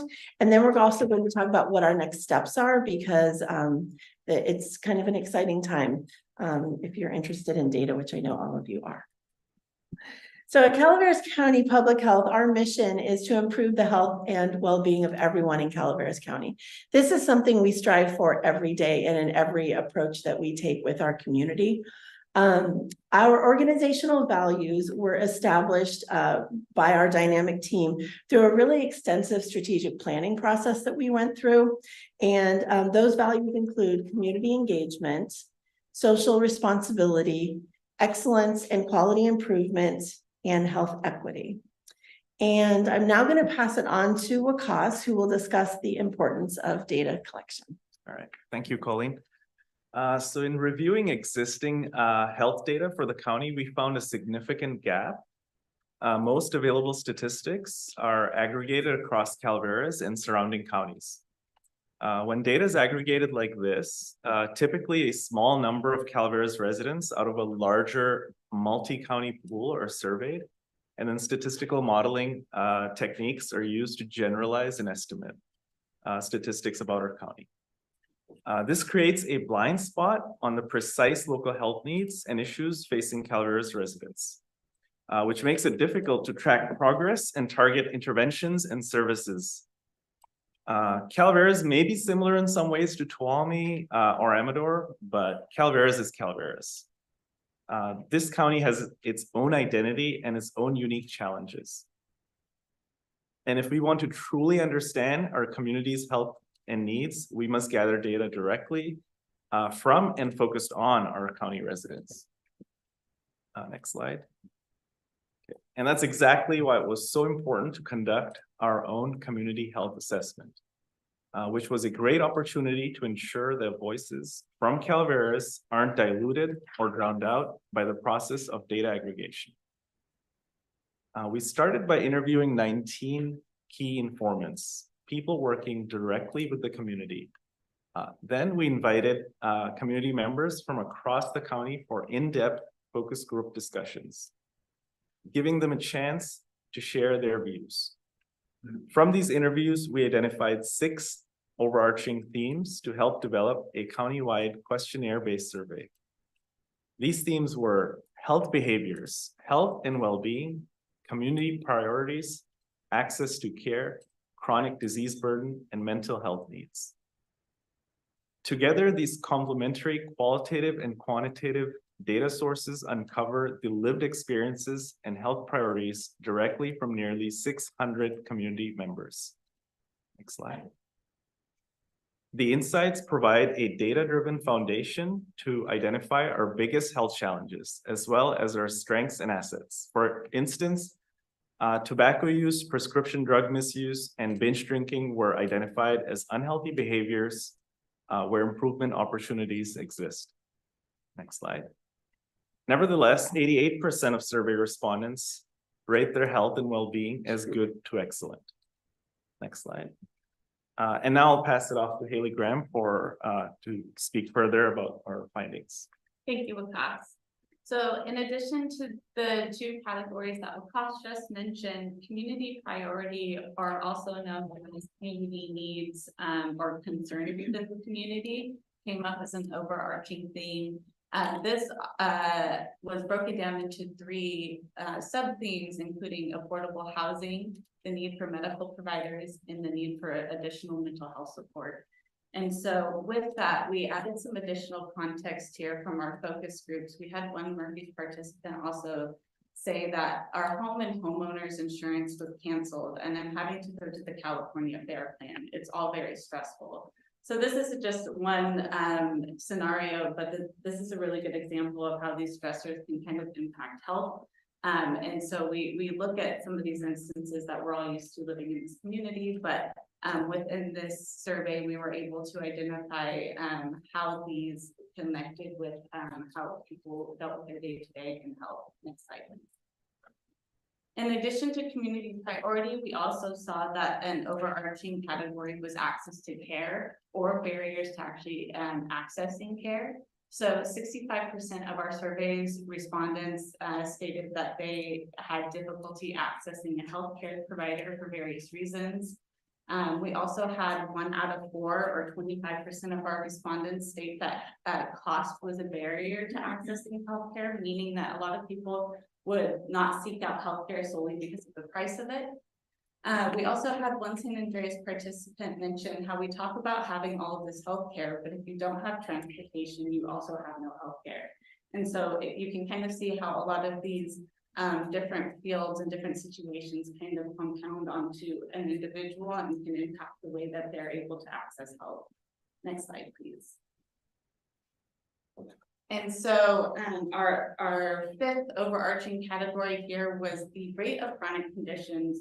We were able to identify some self-reported chronic conditions that came thematically over the 3 methods of surveying, which included mental health diagnoses at 25% for our respondents, cardiovascular diagnosis is at 15% for some of our respondents, and then 9% of our respondents reported a respiratory disease diagnosis. Next slide, please.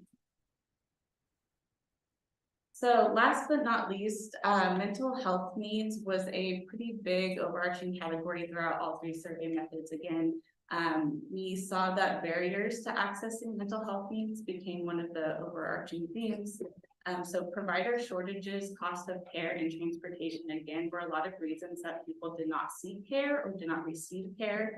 A lot of these things we are very already familiar with, but this kind of just gave us data to show and support seeking additional measures to address a lot of these challenges people have within our community. And so with that, next slide, please. We'd like to propose kind of utilizing this data for action. So we're hoping to announce or release our summary community health assessment report in January of 2024. This will give us greater detail, or the public greater detail, as to what information the community reported within the surveys, the key informant interviews, and the focus groups. With that, though, we want to use this health assessment to drive some change, and so we will be starting the Calaveras Community Health Improvement Partnership. This partnership will be made up of a multi-sectoral partnership with a network of people from different representations from different organizations, different parts of the community. We're hoping to include labor, education, economic development, healthcare, public safety, and so much more. Because a lot of this is more than us. This is more than just health in general, but the way that people navigate care within our community. And so this partnership will also be responsible for developing a community health improvement plan. This will hopefully hold this partnership accountable for implementing and addressing the needs that were assessed with the community health assessment. And so Colleen will show on the last slide, but if anyone is interested in getting involved in this process, we're asking everyone to reach out. We'll have contact information at the end of the slide to reach out to us at Public Health, and we're hoping to do a launch in January or February of next year. With that, thank you. Next slide. Thanks, Wakas and Haley. And also thanks, some of the public health team are in here today, and a big thanks to the public health team. You can imagine what a huge undertaking this is. Some local health jurisdictions hire out to do this. We felt that it was really important that our team as community members do this activity. So we're really proud of what we did. In addition to this first ever comprehensive community health assessment, we also completed the 2023-25 strategic plan, which you can see here. The strategic plan was provided as an opportunity for our community and for our team to really understand what our focus is on. And the strategic plan and the health assessment kind of go hand in hand, as you'll see when you read through this. It is also available on our website, as is the executive summary. Both of those are also available on our website. But included in the strategic plan is this graphic, this circular graphic that's provided up there, which talks about our programs and services. Our programs and services are constantly changing because they change depending on what the community need is. And so there's things to add in here in addition to what's up there. But I think in looking at this graphic, and there's a lot of words up there, the most important thing to really focus on is that our community is at the center of it. Calaveras County is at the center of all that we do and continues to be so as we move forward and offer more diverse programs and services to our community. So we want to make sure that everyone knows that Calaveras County Public Health is the county, it's the community's public health. So we just really appreciate the opportunity to share this information with you. As Haley mentioned, the community health assessment in its entirety, once all that data is analyzed, will be available on the website. It will be available to anyone and everyone who wants to see it. We really encourage everyone to visit our website at calaveraspublichealth.com. If you have any questions, whether you're a board member, whether you're a community member, someone in the audience, We really encourage you to call us at 754-6460. Information's up here. We encourage you to send Haley or I an email. We encourage you to even swing by the office for a visit, because we're happy to engage and to talk with our community about things that are going on.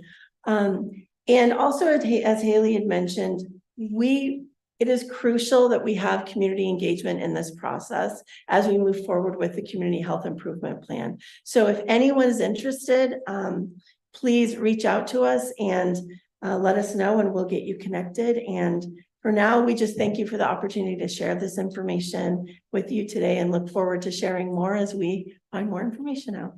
So thank you. Supervisor Garamendi. Thank you very much, Mr. Chair, and thank you very much, Public Health, Ms. Rodriguez, for your presentation today. I want to compliment you all on completing this report and gathering the data from our local. As you guys are all aware, as I say often, what's measured is done. And so having the statistics to back up what we're doing is important. And I really want to compliment you on rebuilding the team. I mean, we're all going to carry the scars of COVID for a very long time, and there's plenty of veterans in this room of that battle. And so it's nice to see that we're able to reset and move forward, because I know we've got everything from food security to increase STD levels in our community, dental hygiene programs, all the things that need to keep our community healthy. You guys are taking on. Are there other issues that you're seeing pop up that might be immediate threats or priorities in our community that we need to prepare for as a board? Well, I'm going to pass it on to the primary data analyzer right now, Lacoste, who can also talk a little bit about some of the things that he may have found too. But one of the things that is an issue or is a challenge for us is the concept of social isolation. It is something that with our community is an older, a third of our community is 60 and over. But it's not just, doesn't just affect younger people, it affects everyone. And what the Surgeon General, if you are interested, I can definitely send you the report. The Surgeon General put together an entire report on the dangers and the harm of social isolation. And we're actually finding that there's physical harms and physical effects that are happening. And you had mentioned, thank you for the acknowledgement of the rebuild of our team. It's been amazing in being a part of that. But one of the things that COVID really did leave all of us with was a disruption in our connections with others, and reestablishing those connections is proving to be challenging for many folks. Everyone from young people all the way up to our elders. So that is something that we all can take a moment and try to reconnect with folks that maybe we hadn't connected with or since COVID started. But that is something that our community in particular, because of the actual distances and because of the different things that happened during COVID that made us a little bit more isolated, that is something that we are currently working on. HHSA has a grant, received a grant to utilize technology in social isolation within our elder population. So that's something that the agency is also working on. And we are also working on, we've just started in response to our community health assessment, but also in response to the community responses that we've received. We've actually also just started a healthy aging program to also talk about what that could look like. So that's a couple of things, but there's a lot of emerging issues. But the flip of that is, I also just want to say, we also have a lot of strengths in this community, and we can take those challenges that we have and really turn them into a strength as well.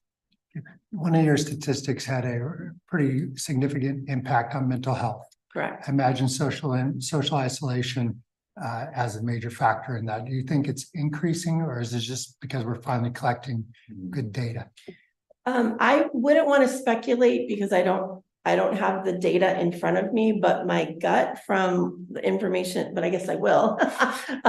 My gut from the impact that COVID had and reading and doing the research that we've all done, I think it's a combination, but we're definitely seeing the data is indicating on kind of a national level that mental health needs are rising post-COVID. it could be that COVID was the thing that kind of pushed people kind of over or is encouraging them to seek that treatment. But it is a very real challenge that we have in this community, and access is a very real challenge that we have. And it was illustrated in the executive summary. Access doesn't just mean the fact that we have for every one mental health provider, I think we have, 500 people that need that person. But it's also about transportation. It's also about each of us saying it's okay to seek that treatment. It's a combination of things, but what we in public health are working on, so behavioral health is a part of our agency. And so it's great. We're able to partner with them quite a bit. And we're focusing a lot on our youth engagement, because we know that one of the protective factors for youth is engagement. And if we have youth that are engaged, we're hoping that we will be able to help them access mental health, activities and facilities and resources, but it will also be a preventative portion as well.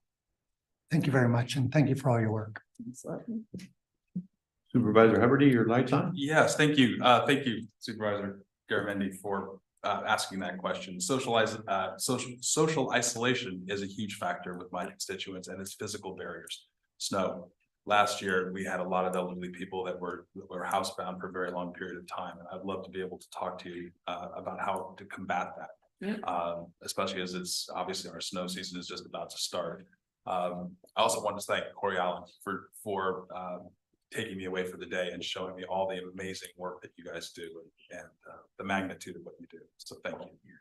I would be happy, absolutely. I think that there are so many options within our agency and things that are being done that could really help folks who are snowed in be able to feel less. I also have to say really quickly that there are some elderly people that are amazing on their own. Oh, yeah. And I would love to study them to figure out what they do to, I have one constituent in particular who's, can I help you with the firewood? I got all the firewood I need. I was like, do you need any food? I got all the food I need. They're really incredible individuals, and yeah, we need to capture them. Thank you. Any other board comments? I have one. Supervisor Follendorf. And you may not know the answer because it just recently happened, but the impact of the current Blue Cross contract with providing services to our community. So with that not being renewed on the other side of the river and across California, how are we going to support those that are not going to be able to get those services with the health insurance? I think I would need to learn more about the specific things that you're talking about. So one thing that I think that the board may want, if you don't know, I know that we in the agency are actively working on, is managed Medi-Cal programs right now are doing, there's a big push from the Department of Healthcare Services called CalAIM. And so there is a lot of partnering that's going on to ensure that a lot of people who aren't on managed Medi-Cal programs are getting all of the services that they need. But outside of that, I think we would need to have a discussion about specifics. And okay, that seems it's going to be impacting millions of people, especially in the state of California, and where they're going to go to get some of these services if there's insurance and no longer covering the things that they need.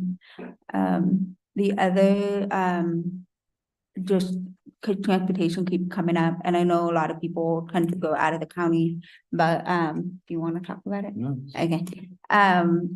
Is we do have dial-a-ride in this county, and I don't know how many of your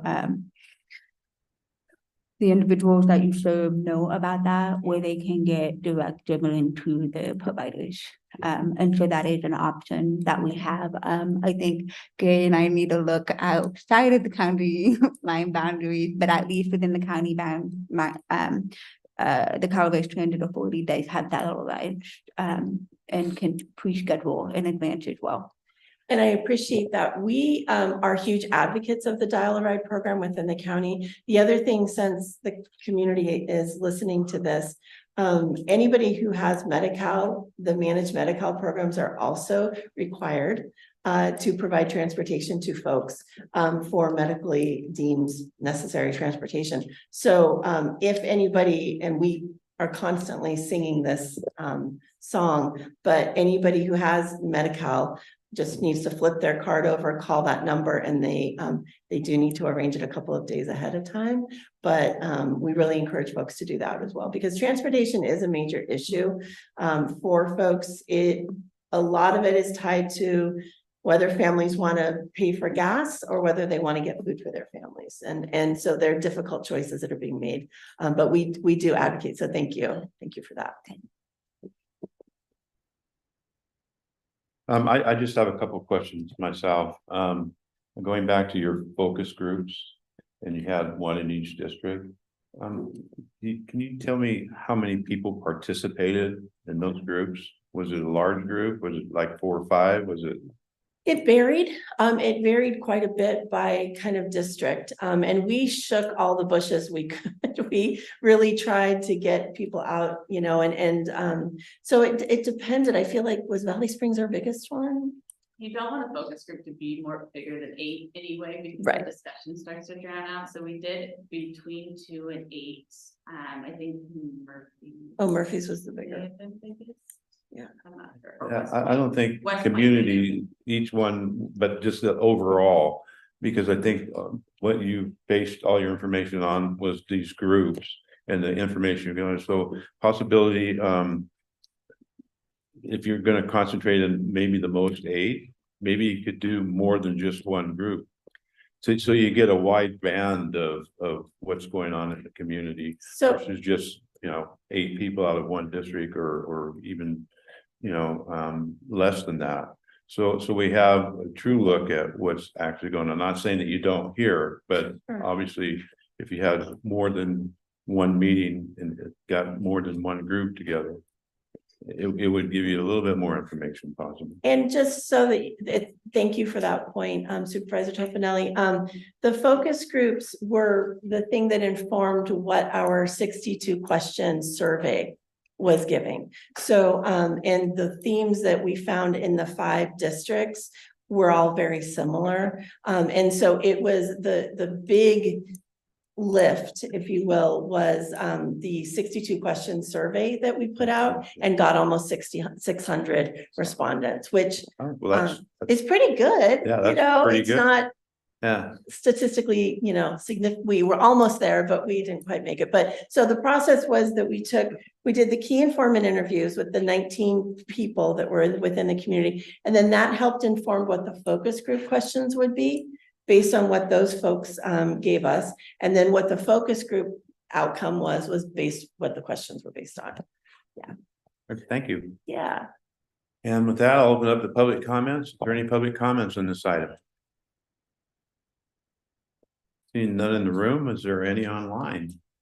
There are no online public comments. All right, well, I'll bring it back to the board. Is there any final questions by the board, comments? Not, it was informational. Thank you, Colleen. Absolutely. Thank you.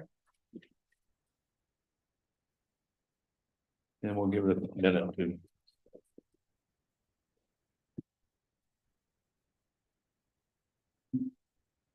Gabriel, do you need time to set up?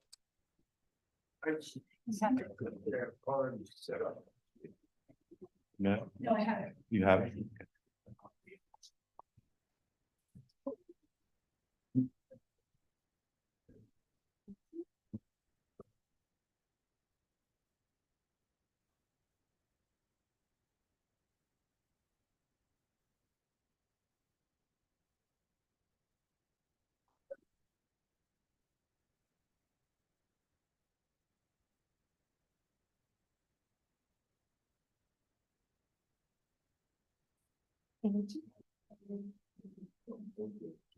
I'm gonna stand right here.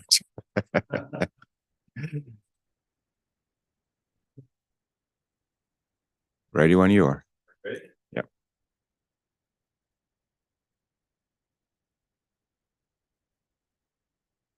All right. Next item on the agenda, number 33, is conduct a public hearing, adopt a CEQA negative declaration, and adopt a resolution approving a general plan amendment 2022-39039 from commercial to residential medium density RMD for Doreen and Steve Hummenson. Hummerson. Okay, and I will at this time open the public hearing. Thank you. You're up, Gabe. Thank you, Chair Toffenelli, members of the board, CEO and County Council. This item has already been to the Planning Commission. It is a request for a general plan amendment. The following item is an adjunct item that's also going to be requesting for a zone change. So when you think about this general plan amendment, think about the other item to follow.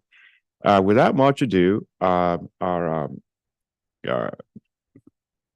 planner, Catherine Stephanie, is going to provide us with a PowerPoint presentation.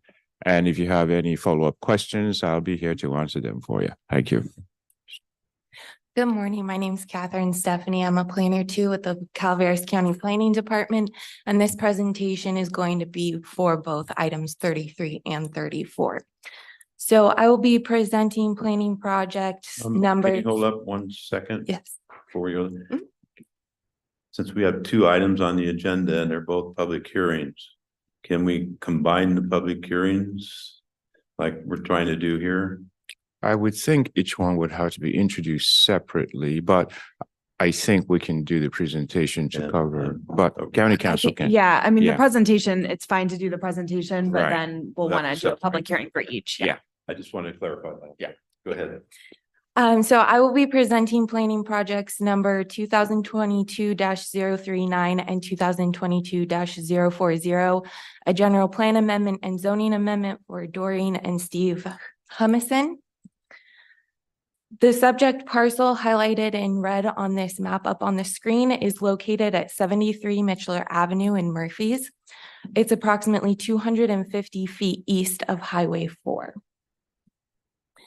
The project proposes to amend the general plan use designation of assessor parcel number 068-020-065, a 0.31 acre parcel from commercial to residential medium density, and also proposes to amend the zoning of the parcel from professional offices to multiple family residential to make the existing single family residence on site a conforming use. The subject parcel is currently zoned professional offices, has a commercial land use designation, and has the aforementioned single family residence, which is served by public water and public wastewater services. As a note, these boundary lines are slightly off. They are approximate. So county records, county records show that the house was constructed in 1986 and that at the time the parcel was zoned multiple family residential. Sometime after the construction of the house, the zoning was changed to professional offices, and standalone single family residences aren't permitted in the professional offices zone without a conditional use permit.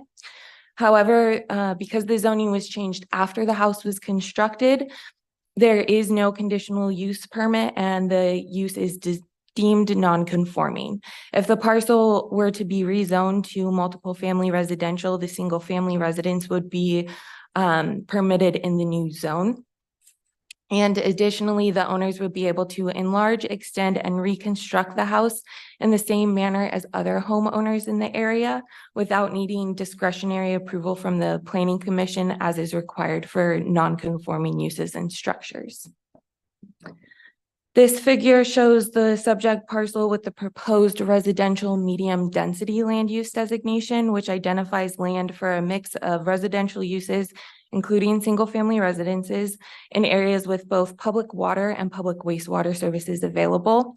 This designation has a minimum density requirement of 6 dwelling units per acre for parcels with public water and wastewater services available and a maximum density of 12 units per acre. Compatible zones include single family, 2 home and multiple family, residential, recreation, and public service. So the current professional offices zone is not compatible with the designation, the proposed designation, and therefore the zoning also needs to be amended. The proposed zoning is multiple family residential. Again, shown here is the proposal, which is intended to provide lands for apartments, condominiums, townhomes, and other high density land uses. It's designated to be located where commercial services, recreation facilities, and public services are located within a reasonable distance. A single family residence is a permitted use in the R3 zone.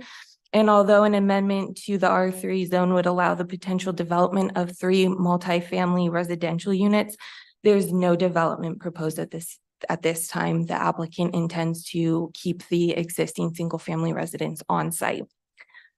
So the proposed zoning is consistent with the proposed residential medium density land use designation. There are a mix of surrounding land uses in the area, including commercial, residential, and public service uses. So to the north and west of the subject parcel are parcels zoned professional offices, local commercial, and general commercial, including the Faith Lutheran Church, a gas station, the Sierra Hills Market, and the Murphy's Inn Hotel. Across Highway 4 to the southwest are 2 parcels zoned public service, which house the Murphy's Fire Protection District Station. And then to the east and south are both single-family residential and multiple family residential parcels developed with a mix of single-family residences, the Murphy's Diggins Mobile Home Park, and duplexes and fourplexes. The county general plan designation pattern closely follows the zoning. The general plan designates the land to the commercial properties commercially and as community center land use designations. And then the residentially zoned parcels are designated residential low density wind zoned single family residential and residential medium density wind zoned multifamily residential. The application was routed for 30 days, and during that period, the Environmental Management Agency commented that proper waste disposal, potable water, and sewer services be secured and active. No other comments were received. During the routing of the environmental document, a letter was received from the neighboring property owner stating that they believe that the single-family residential zone would be better than the multifamily residential zone. And then after the Board of Supervisors notice of public hearing was sent, a letter was received from the Buena Vista Rancheria of Miwok Indians. They had no comment on the project. A single initial study was completed for both requested actions, and it analyzed project-related impacts to the environment, and a negative declaration was prepared in accordance with the California Environmental Quality Act. Finding less than significant project-related impacts, the document was available for public review from July 11th, 2023 until August 10th, 2023, and 3 letters were received from the California Department of Transportation, the Central Valley Regional Water Quality Control Board, and the aforementioned neighboring property owner. The Caltrans and Water Quality Board letters were both standard response letters that didn't bring up any specific environmental concerns. And because no comments were received regarding environmental impacts, staff believes the findings of having less than significant impacts were substantiated. The proposed rezone to multiple family residential could potentially allow the construction of 3 multifamily residential units, but as I said, no construction is proposed as part of this project. The parcel is within a designated area for special status species, which is 2 miles in diameter, and it covers the entirety of the Murphy's community area. If the subject parcel were to be developed fully under the proposed zone, the impact to any candidate, sensitive, or special species status is anticipated to be less than significant because of the size of the parcel and existing development and landscaping on the subject parcel, and due to the heavy development in the immediate surrounding area. The parcel isn't located in a designated critical habitat, is outside of any recorded flood zone, and there are no known riparian habitats or wetlands on the subject parcel.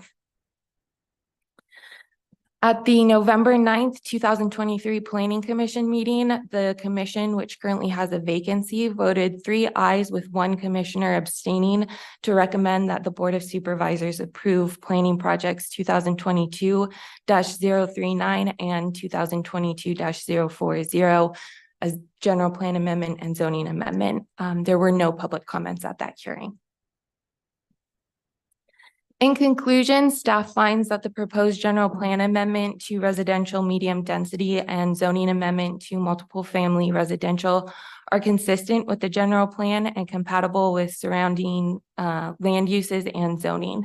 The existing single-family residence is permitted by the proposed zone and meets the general plan density requirements. The proposed zone and land use designation are consistent with the current use of the property, and the R3 zone is more appropriate due to the existing residence. Additionally, staff found that the project will have less than significant effects on the environment. And that concludes my presentation. Thank you. Thank you. Any board comments? I have a quick Supervisor question. Everty, you have a So comment? my understanding is that this was purchased by the Lutheran Church and uses offices for the Lutheran Church, and that they don't need it anymore, and that's why it's been sold into a. It was, my understanding is it was a home for, I believe, the pastor. Right. It was a residence for the pastor. So it's been used according to county records as a home since it was built in 1986. It's Mitchler Avenue is a very sweet little neighborhood in Murphy's area, and I think this would be a benefit to the community. Is there anybody here for the Humisons? Are they here? Do you wish to speak? Is your time to speak here?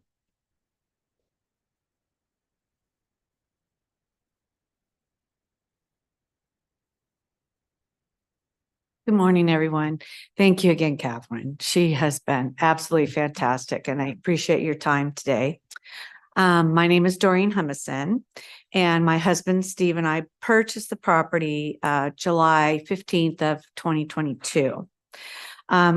We weren't even aware that it was a commercial property, but we had hired Michelle Plotnick as a consultant, architect consultant, because we were completely gutting the house and reviving it. The house was the pastor's house, so it's always been a resident. And she was the one who informed us that it was in these circumstances and it would be advised to, since it was a residence, we had every intention of keeping it as a residence, just improving what was already there, that it would be beneficial long-term to have it zoned as residential, because that's what we are using it for and plan to use it for. My husband and I spent a whole year of our time and using all local vendors, and contractors to help us. And the house is absolutely gorgeous. It's completely done inside, all done through the planning. Everything's been permitted. And we've also redone the landscaping to do more of a natural landscaping. So there is no intention of doing anything other than what we have done with it, but we would like to retain the original zoning and go through that process now sooner than later. So that's the whole reason for this even happening. Supervisor Stocker? Just one quick question with it's a high density that you're going to. Yes, they're going a to minimum of 6 units per acre. Yes. And maximum 12. It's 0.31 acres. Yes. Does that equate to 2? The maximum would be 3 residential units, so they could put in something like a So 3 you're going unit 1 to apartment. 3 because it's 12 to 0.33. Yes. Just want to make sure how the numbers work. Yeah, that makes sense. Thank you. I just wanted to add, you've done a beautiful job. The fence, everything that you've done. Oh, you've seen it? Yeah, yeah. Thank you. No, thank you.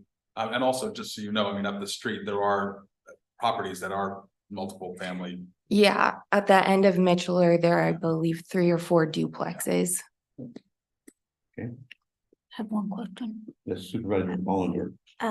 I just have one question, on utility, because it's going to residential, was there any feedback from the local utility agency? No, we notified both Union Public Utility District and the Murphy Sanitary District, and I didn't receive any comments from them. Okay, I just want to make sure, because I noticed, and this just isn't for this, but I've been noticing that there's not a checkbox on these, for land use development. And it just makes me, I just want to make sure we're not ignoring any input on that for, hookup and capacity. No, What do do? they were notified of the initial routing, the CEQA document, the notice of public hearing for both the Planning Commission and the Board of Supervisors meetings.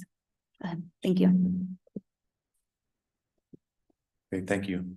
Thank you. You may be coming back up right now. Thank you very much for your presentation. All right, so Gabriel, do you have any more comments?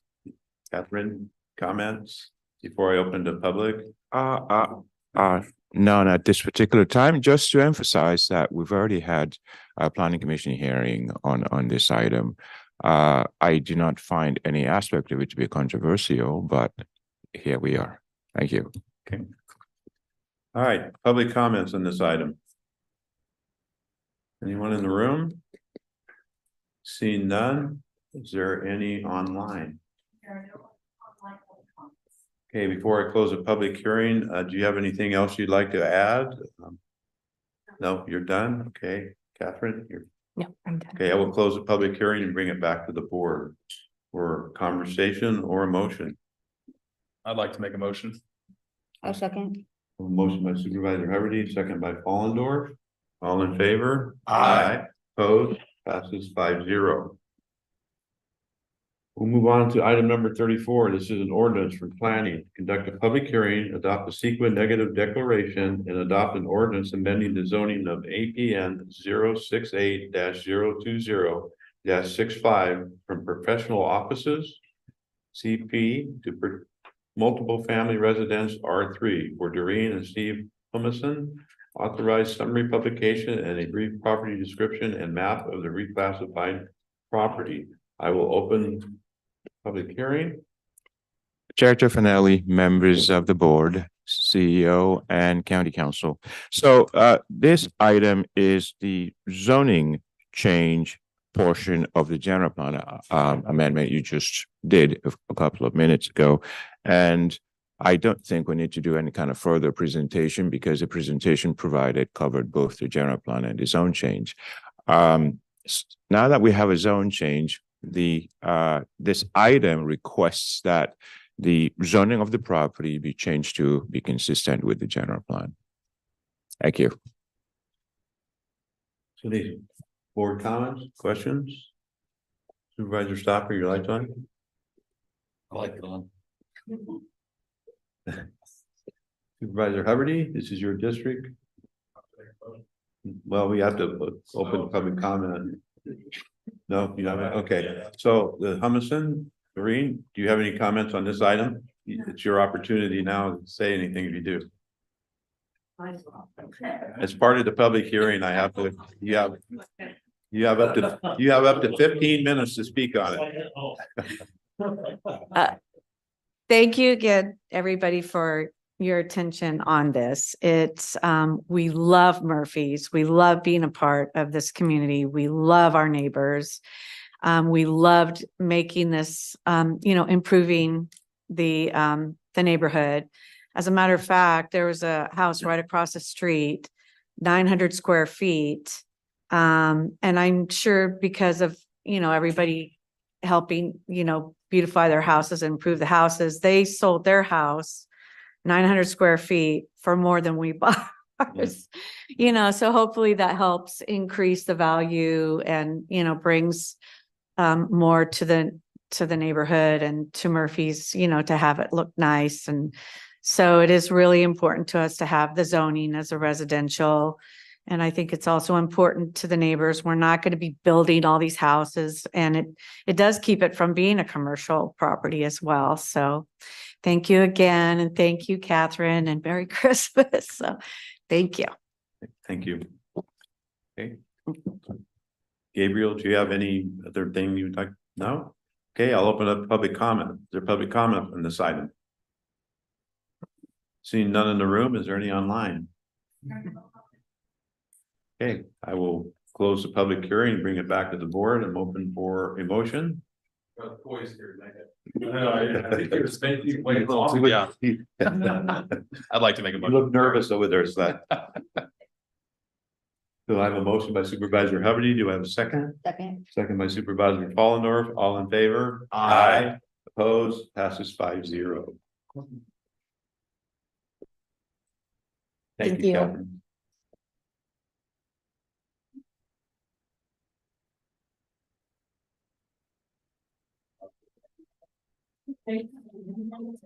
I'm on there, probably. Let's see how far in the next one. is. All right, we're gonna go into item number 35. Item 35 is an action item from the building department by a 4/5 vote, introduce and waive first reading of an uncodified ordinance reducing the cannabis cultivation tax rates specified in section 3.56.050 B1-3 on a temporary basis as authorized by section 3.56070. Authorized summary publication. Mr. Oliver. Good morning, Chair, members of the board. Doug Oliver, Chief Building Official. First, I'm going to say this is one of the harder things that I do as part of my job. I'm not fully knowledgeable on tax, but I know what happens in this community, and I know what's been happening in this industry. So my goal here is to make this quick, share with you what we have in the community that's happening, the positive effects, share what my idea is, and then do what you tell me to do. So we'll make it that quick. As your board is aware, December 13th, 22, the board approved an ordinance that temporarily reduced the cannabis cultivation square footage tax by 60%. This was the result of a significant reduction in the value of cannabis. And as I look at the numbers here, in 2020, the price was anywhere from $800 to $1,000 a pound. When this tax was originally approved, that price dropped by about 50% in 21 down to $400 to $500 a pound and continued to drop further. 22, we hit $150 a pound to up to on the higher end $300 a pound. So your board did approve this for the year of 2023, and we're bringing it back as a second go to take a look at what's going to happen in the next year, which we anticipate is a stabilization. This year, actually, it came up a bit. We're looking at a price per pound based on feedback we got from the community. We're looking at $300 to $450 a pound. So it has come up a bit. However, we can't speak to a stabilization of the market yet at all. A fluctuation of 50% of the value in any given year really doesn't speak at all of stabilization. So our hope here is to recommend a continuation of that 60% to see if the prices stabilize in California. There's still a lot of things going on in the industry. We're still waiting to see if the federal government is going to move the classification of this product, which means if there's an opening up of interstate commerce on this, it's going to fluctuate the values again. As your board is aware, we have had significant tax changes in other counties in the last couple of years and some changes in the state as well. I want to remind the board that the statewide tax shifted it didn't eliminate the tax, it shifted it from the cultivators to the retail. That did not carry forward to the purchasers of this product. Instead, it drove the price down for the cultivator. So there was no realization of any savings by moving that tax. I can say from the implementation of this reduction, there's been a significant change in the collection of that tax locally. Prior to the 60% reduction, we had floating around 24 permit holders that were in arrears, some of those being in arrears multiple quarters, up to 3 quarters behind. Shortly after you implemented this tax, the tax reduction that is, we saw the cultivators being able to catch up and pay all the taxes on a quarterly basis. Last quarter, we had 0 delinquencies after a month. This quarter, we only have 6 current delinquencies with the deadline of tomorrow to pay. What we anticipate is that there will be once again 0 delinquencies. If these do not pay by tomorrow, we're only looking at a deficit of $36,000 as opposed to prior to the reduction somewhere in the neighborhood of 800,000 in arrears. So we've seen a significant difference with the increase of the market price and the reduction in the taxation. We're seeing some significant improvement. If there's any questions, I'm all ears. Any board questions? Supervisor Stauber? My light is off. Your light is just turned on. Yes, sir. You know, I appreciate the report, Doug. You know, for the most part, I see everything lining up with the things that I've seen around the state. Another point here is, you know, prior to this, like when we're bringing up the economic development that Holger already brought up during comment earlier, you know, prior to this, we're looking at delinquencies, possible loss of business within Calaveras County. We did this, and you even noted in this report that we had an increase of permits that have been pulled since that time, and there has been a small growth, not exponential growth, but a small growth within the industry. And I think that's more than palatable. So I see success in what we've done in the past to this point. We can always talk about the feds legalizing it. They've been talking about for years. Until that happens, I'm not counting on it. But that would be definitely, I think, more of it would destabilize the market. But I think it might go towards a positive direction at that point because of states that don't necessarily have product. But that's neither here nor there now. So I just thank you for the report. It looks good to me. And the information is definitely going to account to where I make my decision today. Supervisor Garamendi? Doug, I'd like to thank you on the thorough report and gathering that data. I think it's important for the board to remember that this represents well in excess of 500 direct jobs, which next to government and healthcare is our largest private industry by far. In fact, it exceeds the amount of jobs that existed when the cement plant was going back in the day. I take the philosophy of always, as someone wise once told me, Mark, it's always better to shear the sheep rather than slaughter the sheep. And so, you know, this is our largest ag product in the county, and we'll shear it and not slaughter it. And I'm afraid that if we went too big, we end up killing our proverbial golden goose. And how many metaphors can I mix in one speech? So thank you very much for the work, and I'm in support of this. Sure. Any other comments? Supervisor Huberty? I was going to say thank you for the report again, and I really want to support the people that are doing this right. So thank you. Sure. Is it? Okay, I'll open up public comments.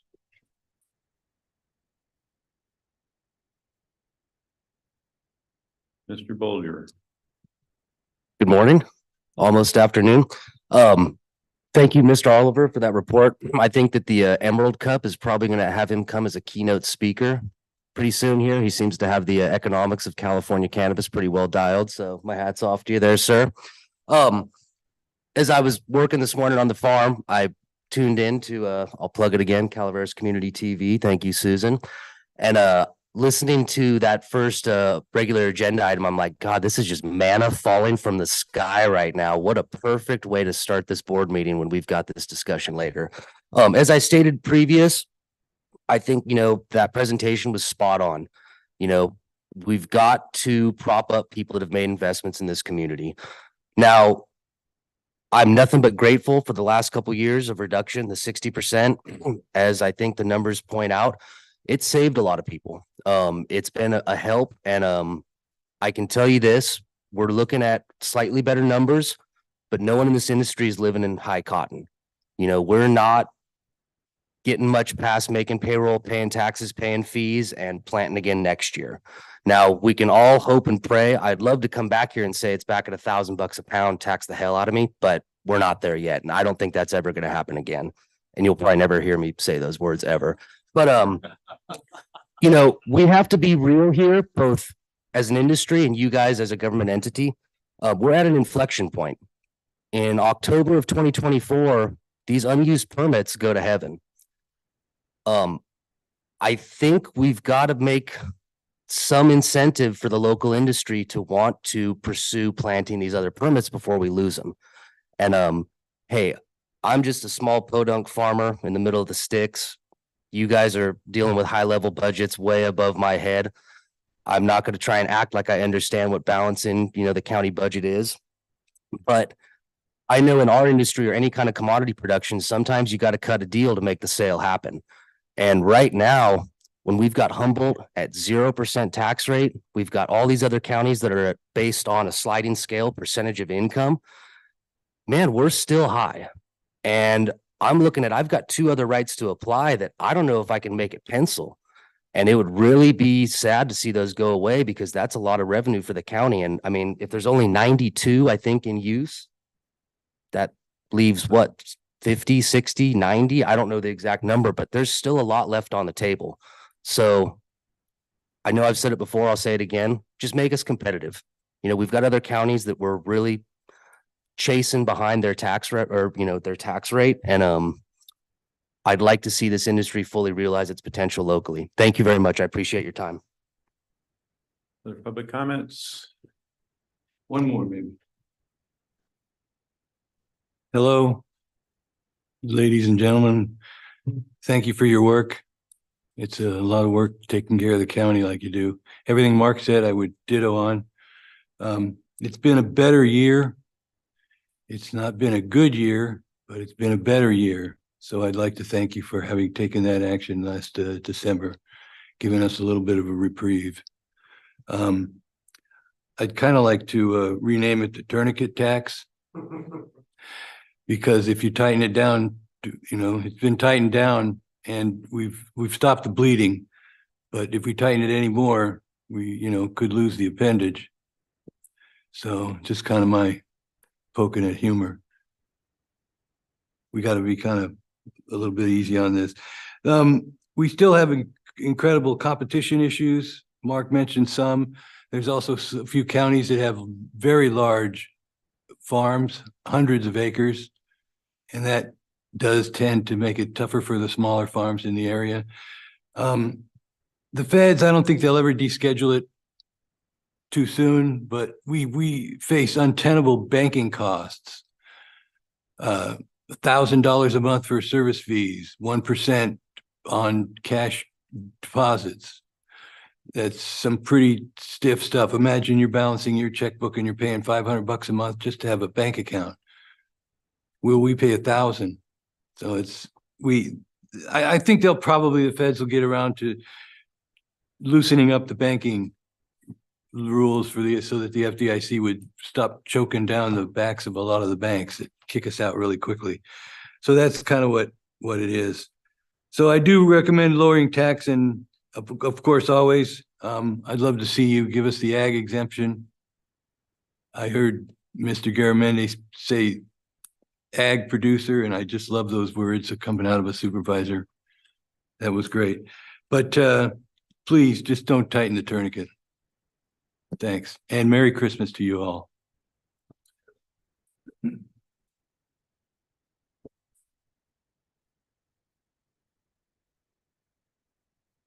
morning, board. Bert Schufelt. Anytime. I just wanted to, I did a quick survey while I was sitting here, and I asked a few people that were still producing legally in November of 2020 when the Measure G was voted on, what their prices were and what they were getting. And I think that probably informed some voters' minds, but you know, mostly tax cannabis is what they're after. The average price that I was hearing was $1,200 a pound when we passed this measure. Right now, it's about $350 is what I'm hearing from everyone else in the county is what they're getting them off for. So I would just ask that we reduce the tax in relation to the price that we're getting, because at $2 a square foot, at $1,200 a pound, we all loved it and we thought it was great. And I'll plant my flag just like Bolger. When we're getting $1,200 a pound again for outdoor grown cannabis, raise those taxes, maybe go to 3. I don't know. You can let me do that whenever you would like, Supervisor Stopper. So I would just suggest we do that. I would really appreciate the tax relief we do get.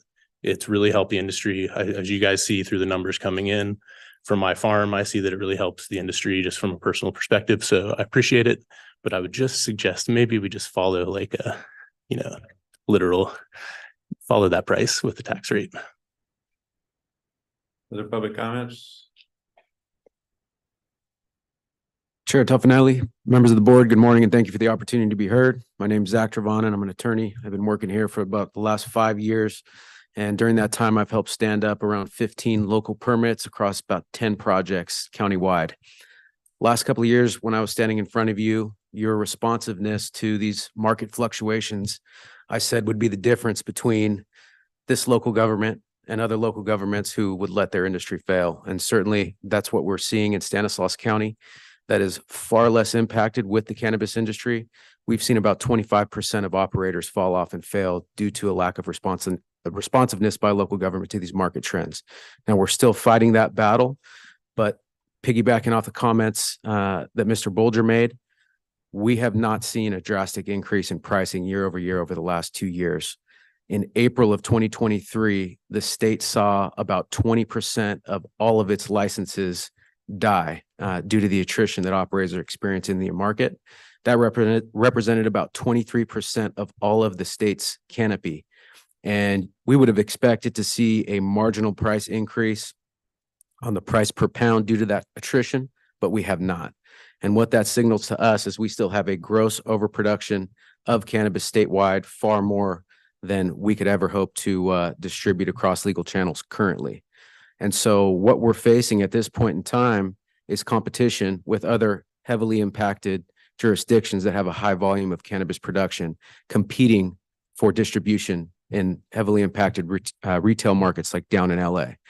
And what we've been experiencing in the last few seasons and are currently experiencing now is large distributor buyers come up, they shop our product, we give them the price that we feel is competitive and that we need to achieve in order to pay the bills. And they say, okay, we'll come back later. They drive 2-3 hours up to Humboldt, Mendocino. And because of the lower tax obligation, those guys are able to provide a lower price and they are currently beating us in the market. So where we are extremely grateful for the 60% reduction in taxation here, in order to remain competitive from a market perspective, we could do a little better. And I couldn't think of a more timely presentation as far as retention of existing businesses. This is the way that we're going to help retain these businesses. So I would strongly encourage you at the discretion of this board to go a little further and bolster the opportunity of these operators to continue on and thrive in this county, providing jobs, revenue, and economic activity. So thank you for your time. Any other public comments in the room? Seeing none, is there any online? Yeah, no. Okay, I'll close the public comments, bring it back to the board. Supervisor Stopper, your light's on. Yeah. The industry, they assess taxes we pay. They pay the employment taxes. I mean, with a small business, I couldn't imagine after everything they pay, plus the tax we add on, plus what they have to deal with the state, doing an owner's equity withdrawal and trying to make that pencil out.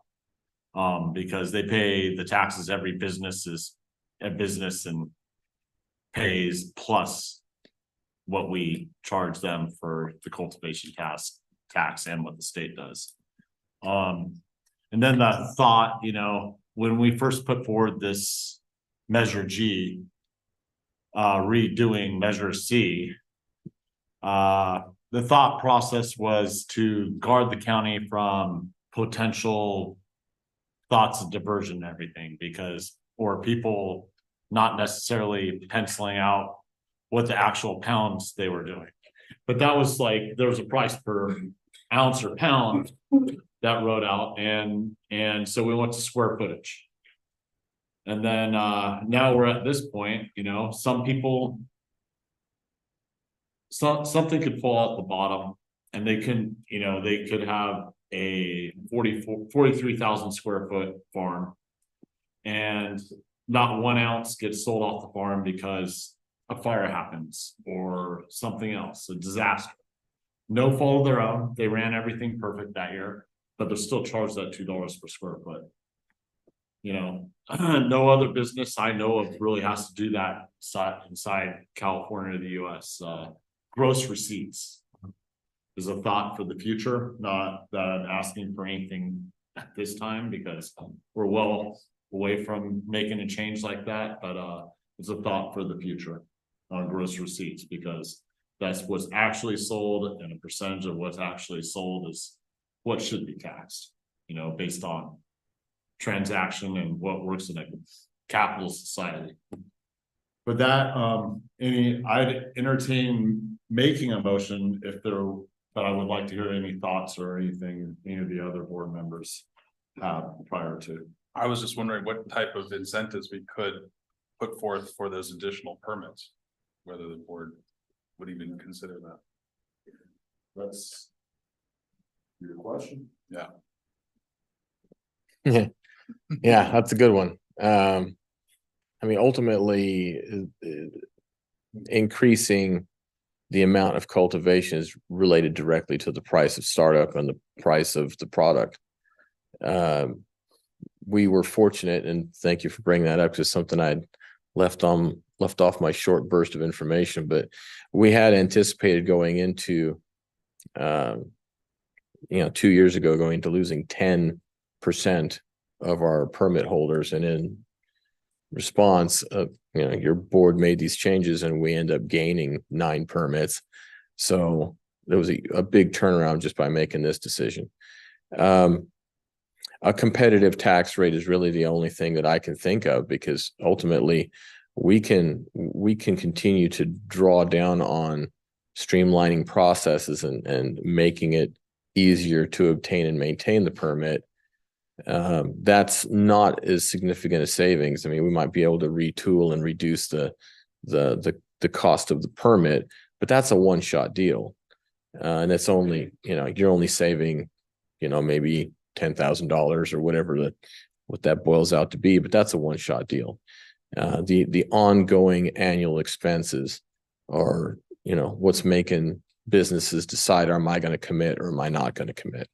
So, I mean, much of it mechanically is out of any development department's hands. There is a cost to provide services, and we can make it faster.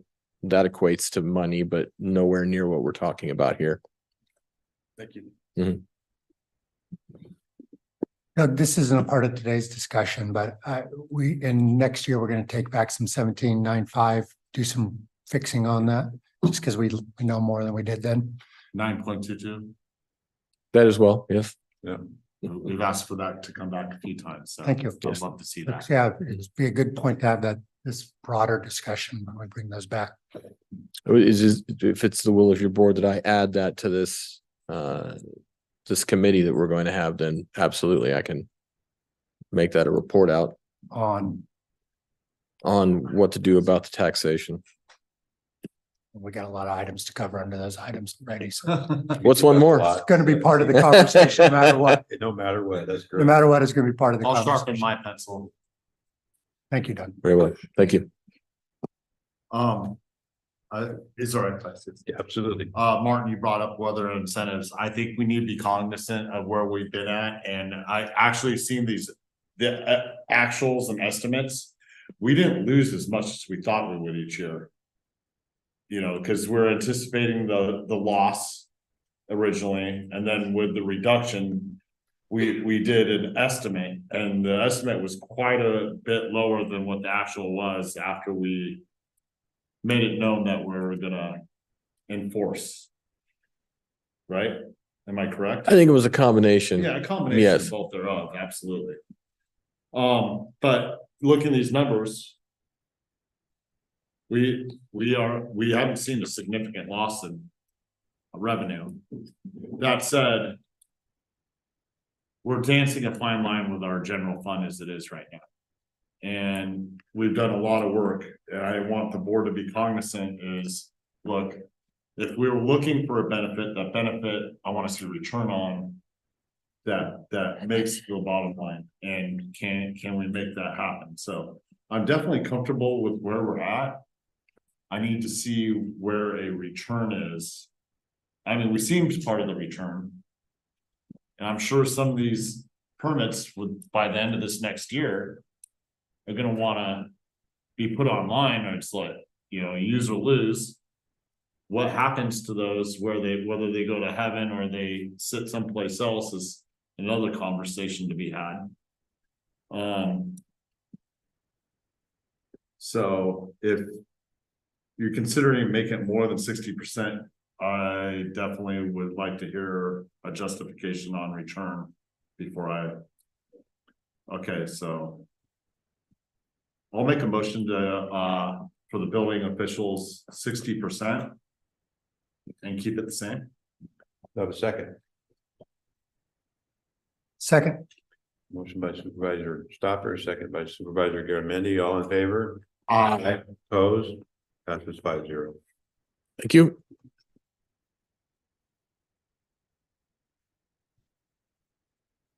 Move on to the next item on our agenda.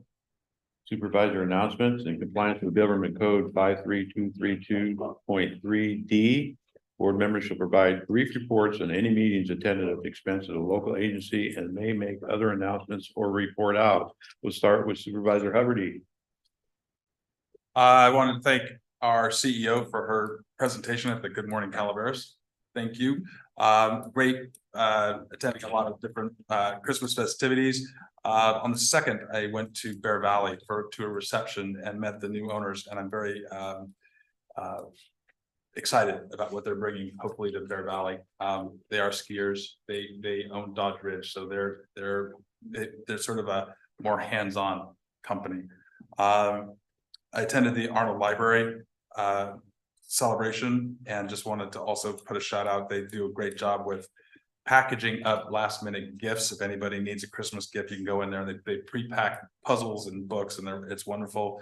On the 6th, I was at Epoch. On the 7th, I was on the Agency on Aging. We have 6 vacancies for Calaveras in the Agency on Aging for the board, the advisory board, and I would love to be able to fill those. It doesn't take, you don't have to have any prior experience. It's ultimately just a commitment for an hour every other month. I'd also like to say that they did a workshop on Alzheimer's here in the county that was incredibly well attended. The majority was Calaveras County residents who are dealing with this disease, and it was very beneficial for us.